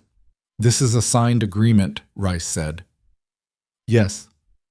"Between sitting members of the Blackwood Syndicate Council and the DeLuca family." "Yes." "Authorizing what, specifically?" "The elimination of Damien Blackwood, the transfer of protected witness identities, and the redistribution of Eastern Distribution Network control," Scarlett said. "In that order. Signed by Crane and by a DeLuca family representative named Caruso." Reese looked at the signature for a long moment. "Where's your husband now?" she said. "In a building on the north side with 8 armed men working their way toward him," Scarlett said, "which is why I need to know right now whether what I've given you is enough to move tonight." Rice looked at her. "If this documentation is authentic," "It is." "If it is," "Yes." "An emergency injunction on the moved assets and federal intervention at the building are both executable within," she checked her watch, "2 hours minimum, possibly 3. "I don't have 3 hours," Scarlett said. "Ms. Whitmore, I need you to start the process and I need to leave," Scarlett said. She stood. "The documentation is yours. It doesn't go anywhere else. You have my relay number. I'll be reachable." She paused. "Start the clock." She was back in the vehicle at 7:44. Torres already had his phone out. "Building status," he said, reading from the screen. "Damien's last ping was 6 minutes ago. He's on the secure floor. Armed contact has reached 48. Security is holding." "How long does 48 hold against 8? "Depends on the security," Torres said. "Honest answer." 20, 30 minutes, he said. "Maybe less." She did the math. She already knew the math was bad. "Drive," she said. "Fast." Torres drove fast. The city went past in streaks. lights and wet asphalt, and the orange sodium glow of expressway infrastructure, and the black plate of the river appearing and disappearing between buildings. She called the relay number and got no answer. She called the building's internal line and got a busy signal that meant the communication system was being managed, which was either Damien controlling the flow or someone else controlling it, and she couldn't know which from a car moving north on Lakeshore Drive at 74 miles an hour. At 8:19, her phone rang. Not the relay, her direct number, a number that could only be obtained from the operational archive that Han had pulled. She answered. "You didn't call back," Crane's voice. Not angry, something colder than angry. The voice of a man who had made a decision and was delivering its terms. "I was busy," she said. "I'm in your husband's building," Crane said. "I think you know that." "I know that." "Then you know the situation," he said. "The documents you delivered tonight, yes, I'm aware of the meeting, Ms. Whitmore. I have a great deal of information about your evening. Those documents don't help you in the time frame that matters. Federal process takes time. This situation does not." "What do you want, Victor?" "Come back to the building," he said. "Tonight. In person. Bring nothing. Come alone. Walk through the front entrance. You sit down with me, and we have the conversation we should have had 3 days ago." He paused. "Or I stop being patient with whatever is happening on the 48th floor." She looked at the road ahead. The tower was visible now. The top of it, lit against the dark sky, the upper floors glowing. "If I come in," she said, "and we talk—" "Damien is fine," Crane said. "I want the network and the witness access. I don't want bodies. Bodies are expensive." "You already tried to make one," she said. "That was a miscalculation in the method," Crane said, and the admission was so flat and administrative that it hit worse than anger would have. "This is a correction." She was 30 seconds from the building. "I'm coming in," she said. "Good," Crane said. "But Victor," she said, "you should know something before I walk through that door." "What's that?" "The documents I delivered tonight," she said, "include a signed agreement with Caruso's signature and yours, and I kept a copy." She paused. "So whatever happens in that building tonight, the clock is already running. You can't stop it. You can only decide how the next hour goes before it catches up with you." Silence. She ended the call. Torres pulled up to the tower entrance. "You're not going in alone," he said. "I'm going in alone," she said. "You stay on comms. The moment Rice makes contact, you get it to me any way you can." She looked at him. "Torres." He turned. "If I'm not out in 45 minutes," she said, "the copy of those documents I just told Crane about, it's on the USB drive in the inside pocket of the jacket hanging in the study. Make sure it gets to Rice." His jaw tightened. "Yes, ma'am." She got out of the car. The lobby of Blackwood Tower at 8:27 on a Thursday night was empty of civilians. The front desk staff gone, the revolving door locked to external entry, the lobby lights at half power. 2 men she didn't recognize were standing near the elevator bank. They watched her come through the security entrance without moving to stop her. Crane's men, letting her in because letting her in was the plan. She crossed the marble floor. The elevator opened. She rode it up to 50, where the boardroom was, where she'd sat at that table 3 days ago and frozen $4 billion and told 7 men that their assumptions about her were wrong. The doors opened on a floor that was lit and occupied. 4 more unfamiliar men in the corridor, positioned with the deliberate spacing of people who had been placed rather than gathered. The boardroom door was open. She walked in. Crane was at the far end of the table. Not the head, the far end, which was a choice. Harmon was to his left. 2 other men she didn't recognize flanked the room near the windows. And at the near end of the table, in a chair that had been placed there with the specific intention of communicating something about his status in this room, sat Damien. He was upright. He was awake. The dressing on his side had bled through slightly, visible as a dark stain through the light fabric of his shirt. His hands were on the table, unheld but with 2 men positioned close enough behind the chair to make the point clearly. He looked at her when she came through the door, and his expression was the controlled exterior, the construction she'd spent 3 years learning to read beneath. What she read beneath it now was, "I'm all right. I'm thinking. Don't react." She didn't react. She walked to her end of the table. She pulled out the chair across from Crane. She sat. "Victor," she said. "Scarlett," he said. Across the long obsidian table, 12 feet of polished black stone between them. The same table as 3 days ago, the same room, almost the same configuration, except that everything had changed. Victor Crane looked at her with the expression of a man who believed he had finally reached the position he'd been working toward for 22 months. She looked at him with the expression of a woman who had spent 22 months, though she hadn't known it until 3 days ago, being prepared for exactly this moment. "Let's talk," she said. And under the table, her hand found her phone, and her thumb found the relay number, and she pressed call and let it connect to dead air and left it open, because Rice had the relay number. And if Rice's office was monitoring it the way federal offices monitored open lines from active informants, then what was about to be said in this room was about to be heard by people who had subpoena power and the authority to move faster than Victor Crane had calculated. Crane leaned forward. "The witness list," he said. "Tonight."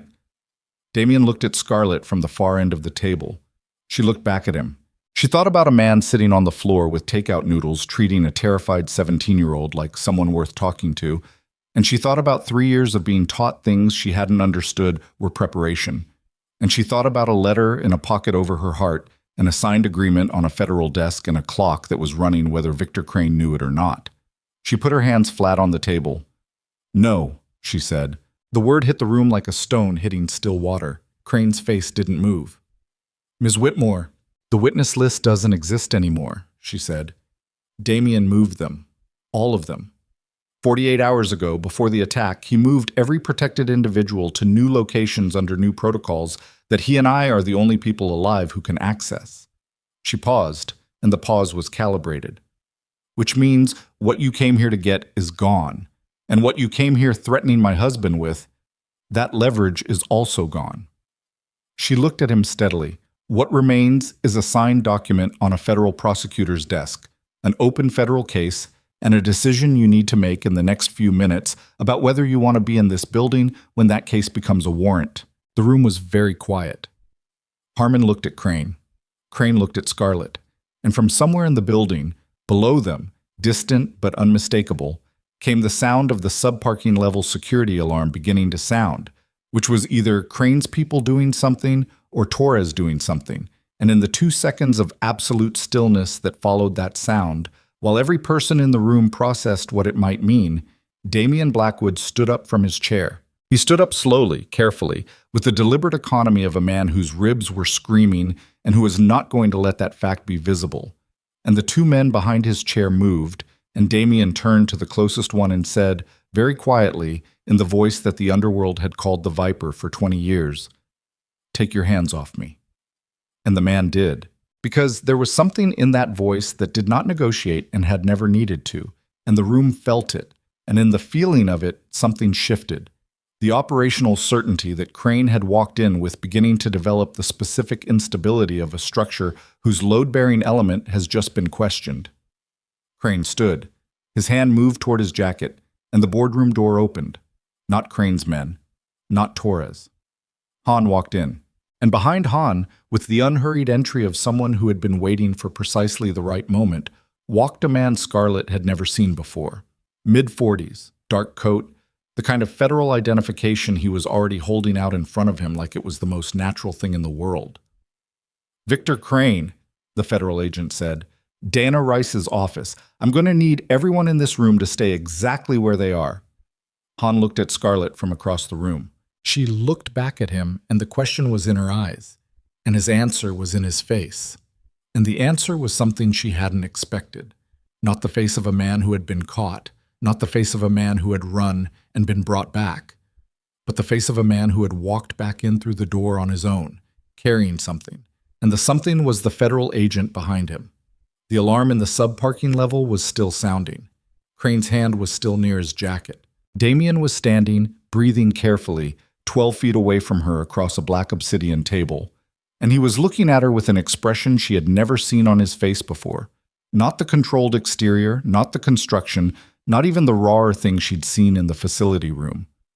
Something that looked, in the fluorescent light of the boardroom at 8:41 on a Thursday night, like a man seen clearly for the first time in a very long time. Crane's hand completed its movement, and the room exploded. The gun came out of Crane's jacket, and the room compressed into the specific geometry of a space where a firearm has just redefined every relationship inside it. Two things happened in the same second. The federal agent dropped behind the near end of the table, weapon drawn, identifying himself in the loud, flat voice of federal training.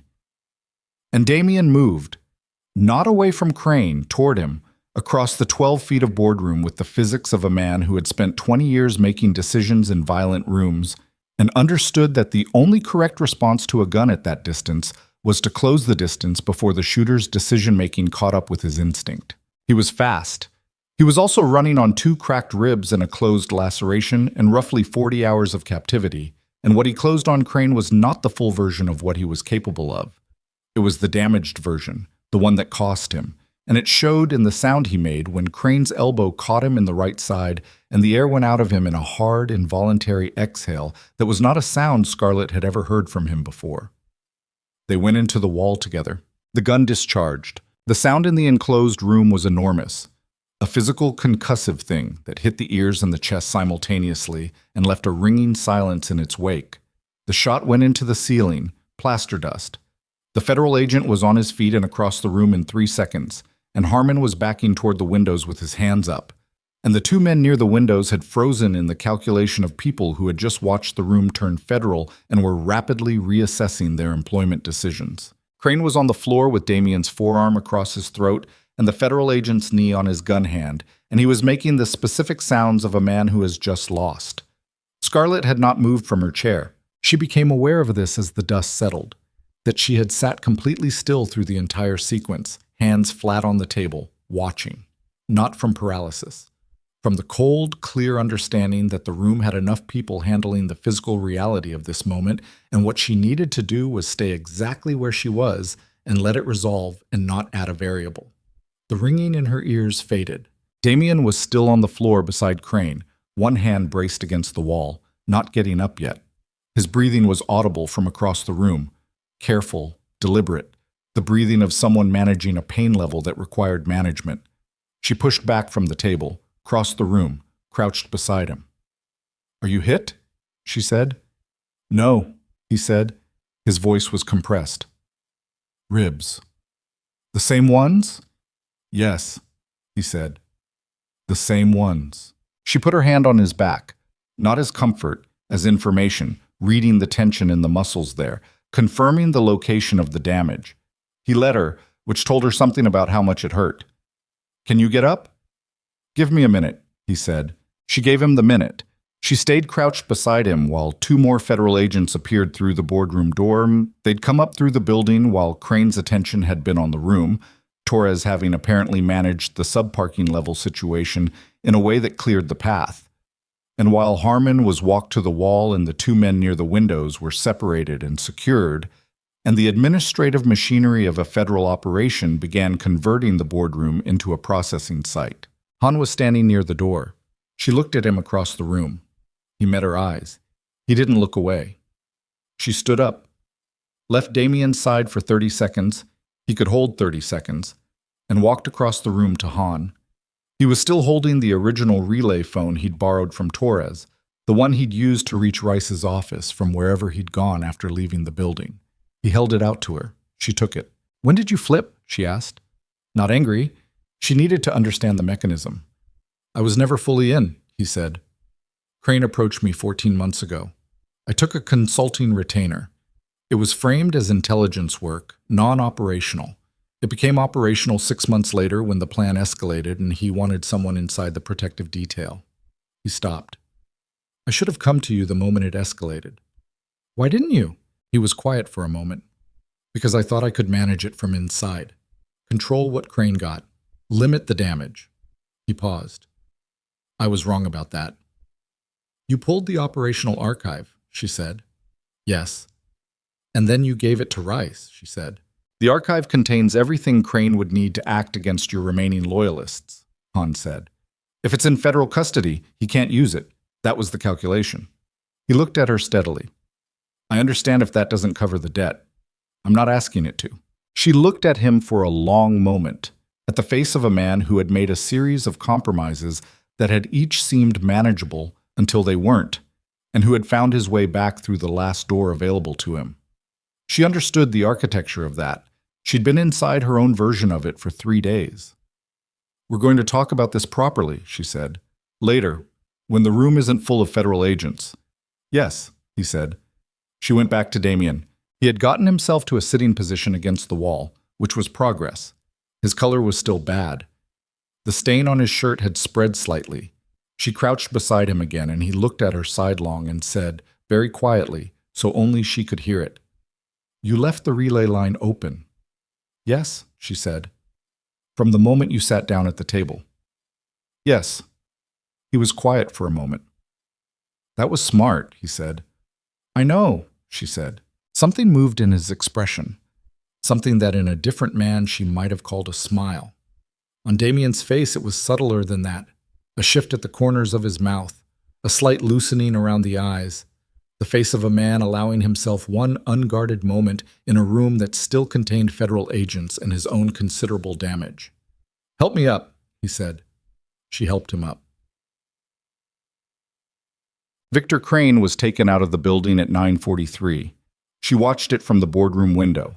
The federal vehicles on the street below, the specific administrative efficiency of an arrest that had been prepared for and was now simply being executed. Harmon followed 12 minutes later. The two men from near the windows were processed and transported separately. The boardroom gradually emptied of people who weren't hers until it was only her and Damien and Torres and Han and Agent Rice, who had come up from the annex once the building was secured and who moved through the space with the focused attention of a woman cataloging a scene she had been building toward for 3 years. Rice stopped near Scarlett. "The signed agreement," she said. "Caruso." "He was Crane's contact on the DeLuca side," Scarlett said. "He called me tonight. Offered terms." "We'll need that call documented," Rice said. "The relay number? The timestamp? Torres has all of it," Scarlett said. Rice looked at her with the quick processing eyes. "The witness list," she said. "Crane claimed you told him it no longer existed, that your husband had moved them." "That's correct," Scarlett said. "We'll need—" "The individuals under protection have been in contact with your office through separate channels for the past 18 months, Damien said, from the chair he'd lowered himself into near the window. His voice was steadier now. The pain was still there, but he'd found a way to hold it that didn't bleed into the sound. "Your office has the location protocols. What Crane wanted from me was a list I was never going to provide. I told him that for 40 hours, and he didn't believe me." He paused. "He should have believed me." Rice looked at him. "You maintained the protection protocols throughout your captivity." "Yes," he said.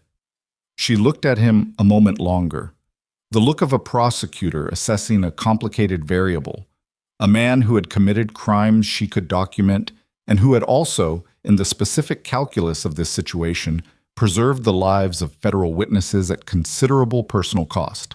"We'll be in contact about next steps," she said to both of them, which was the most diplomatically precise possible statement of a situation that had a great deal of complexity ahead of it. She left with her team at 10:15. The building was quiet. Damien went back to the safe floor at Yusra's insistence, and Yusra confirmed that the existing repair to the laceration had held through the night's activities, which she characterized as a medical outcome she attributed entirely to luck, rather than to any sensible behavior on the part of her patient. She said this directly to Damien's face, and he received it without expression. Scarlett watched this exchange from the doorway and felt something loosen in her chest that had been knotted for 3 days. Torres took Han to a separate room to debrief, which was the right call and one she didn't need to supervise. She trusted Torres to handle it with the right combination of thoroughness and something approaching fairness. Han had done damage and had also, at a specific moment, chosen to absorb the cost of what he'd done rather than simply disappear. That didn't resolve everything. It resolved something. She went to the study. She sat in Damien's chair and looked at the bookshelves and the hollow book and the city outside the window, which was doing what the city always did at 10:30 on a November night, existing in its indifferent density, lit and moving, carrying its millions of people through their ordinary lives with no awareness of what had moved through its streets in the last 72 hours. She sat there for a while, not thinking exactly, processing. The way the body sometimes needs stillness to catch up with everything it's been carrying while it was in motion. The door opened. Damien came in. He moved carefully, one hand briefly touching the door frame as he came through it. Not for support exactly, more a habit of contact, a way of orienting himself in a room when his body wasn't operating at full capacity. He was wearing a clean shirt. Someone had replaced the dressing on his side with something more professionally applied. His face was still a wreck, but the swelling around his eye had begun to shift in color in the way that meant it was moving through rather than deepening. He crossed the room and sat in the chair across from the desk, the one she'd sat in 100 times. The chairs had changed positions between them, and neither of them commented on it. "Rice called Torres," he said. "The asset freeze on the moved funds. Federal injunction filed at 10:08. The $900 million is locked." He paused. "It'll take months to resolve through process, but it doesn't move." She nodded. "The DeLuca operation," he continued. "Caruso was taken in St. Louis tonight. His office had a parallel team ready. The signed agreement was enough for immediate action." He paused. "It's over. The operational piece of it. What comes next is institutional and legal, and that takes time, but He stopped. "The immediate threat is done." She looked at him across the desk. "Crane will cooperate," she said, "to reduce his exposure. He'll give Rice whatever she asks for." "Yes," Damien said. "And the syndicate," she said. "What remains of it?" He was quiet for a moment. "That depends on what we decide," he said. "There are people who were not part of this and who have run legitimate operations under the Blackwood structure for years. There are assets that are clean. There are relationships that aren't compromised." He looked at her. "The empire doesn't end with Crane. It restructures." "Into what?" she said. He held her gaze. "Into whatever you decide it should be," he said. "I mean that literally. Not as a gesture. I'm not placing something in your hands because it's a nice thing to say. I'm telling you that the last 3 days demonstrated something I had theorized and not fully confronted the reality of, which is that you are better at this than I am in the ways that matter most right now." He paused. The pause of a man saying something difficult in the particular way that making it precise makes it harder. "I built things. I protected things. I was very good at holding what I had. What I was not good at was seeing the full perimeter of what I was holding, what was rotting inside it, what needed to change, what the cost of the distance I kept was." He stopped. "You saw all of that in 72 hours. You acted on all of it. You didn't collapse under it." "I was terrified," she said. "The whole time." "I know," he said. "That's different from collapsing." She looked at him for a moment. "The letter," she said. "The last paragraph." He didn't look away. "Yes." "You said you didn't know if you deserved the chance to try," she said. "To reconcile the distance and the protection." "Yes," he said. "That's not a question I can answer for you," she said. "What I can tell you is that I'm not the same person who needed the protection. Whatever the distance was built to preserve, I've outgrown the version of me it was protecting." She paused. "So the protection can go. The distance can go. What that leaves—" She stopped. Let the sentence find its end honestly. "I don't know yet what that leaves, but I think it's something I want to find out." He was very still for a moment, the kind of still that came after something landed. "Okay," he said. "Not more than that. Just okay." But the word had weight in it, the weight of a man who understood that okay, said plainly and without performance, was the only honest response to something that couldn't be resolved in a single conversation and shouldn't try to be. She stood from the desk, went to the window. Chicago lay below and outward in every direction, the lake to the east, invisible in the dark except for the line where the lights ended, the dense commercial grid to the west, the river cutting through the middle of it like a fault line in stone. She had been terrified of this city when she came to it. She had been terrified of this building, this view, this world that Damien occupied. She had sat in a chair downstairs at 17 years old and waited to find out what kind of life she'd been sold into. She was 20 years old now. 3 years felt like a continent she'd crossed on foot. "Petra," she said. "What about him?" Damien asked. "He said we underestimated the situation," she said. "At the council meeting, he was the only one who said it plainly." She turned from the window. "He wasn't part of the conspiracy. He's pragmatic. He wants the syndicate to function." She paused. I think he's someone I can work with. Damien considered this. Probably, he said. He's not sentimental. He follows competence. Then we approach him, she said, quietly, before the formal restructuring begins. Bring him in early and let him be part of building what comes next. People work harder for things they helped shape. You sound like someone who's been thinking about organizational structure, he said. I've been thinking about it for 3 days, she said.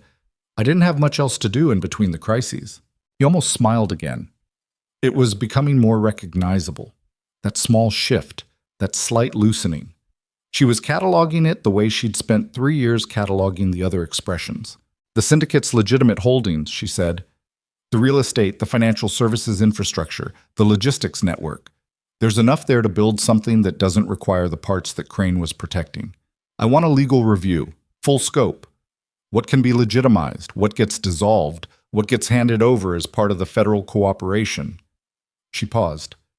We stop running the empire Damien built and start building the one that can actually survive the next 20 years without this. That's a significant restructuring, Damien said. Yes, she said. It will cost. I know what it costs, she said.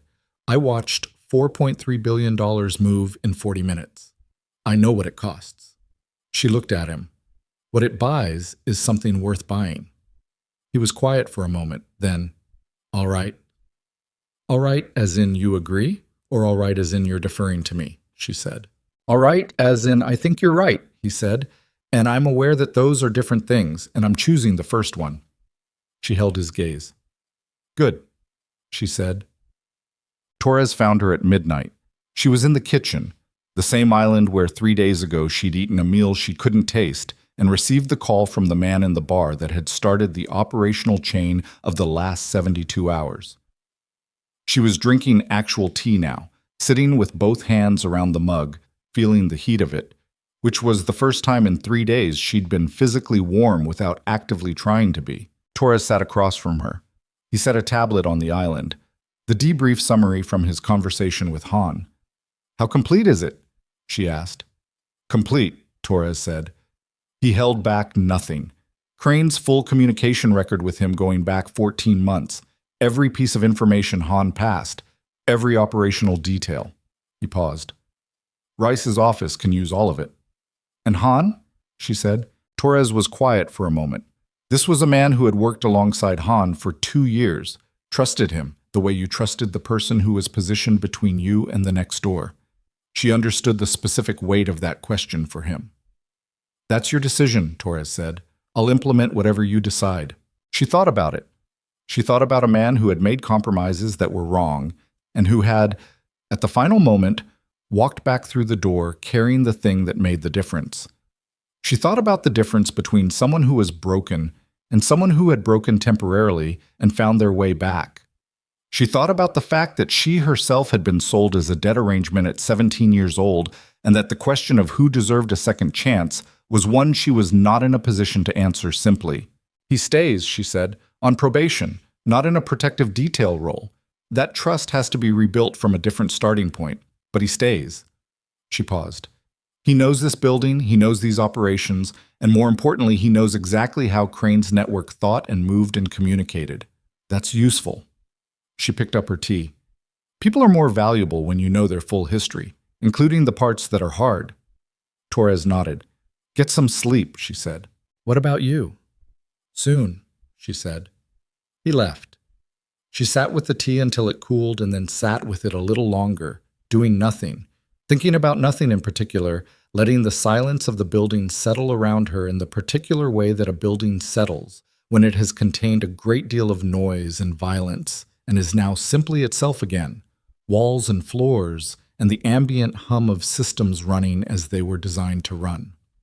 The morning was gray. November in Chicago was unrelenting about its grayness. Not dramatic gray, not the charged gray of an incoming storm, just the flat, even overcast of a city entering its long seasonal descent toward cold. She stood at the penthouse window at 7:14 in the morning with coffee that was actually good for the first time in 3 days. She'd made it herself properly because the ordinary act of making coffee well felt like something worth doing, and looked at the city.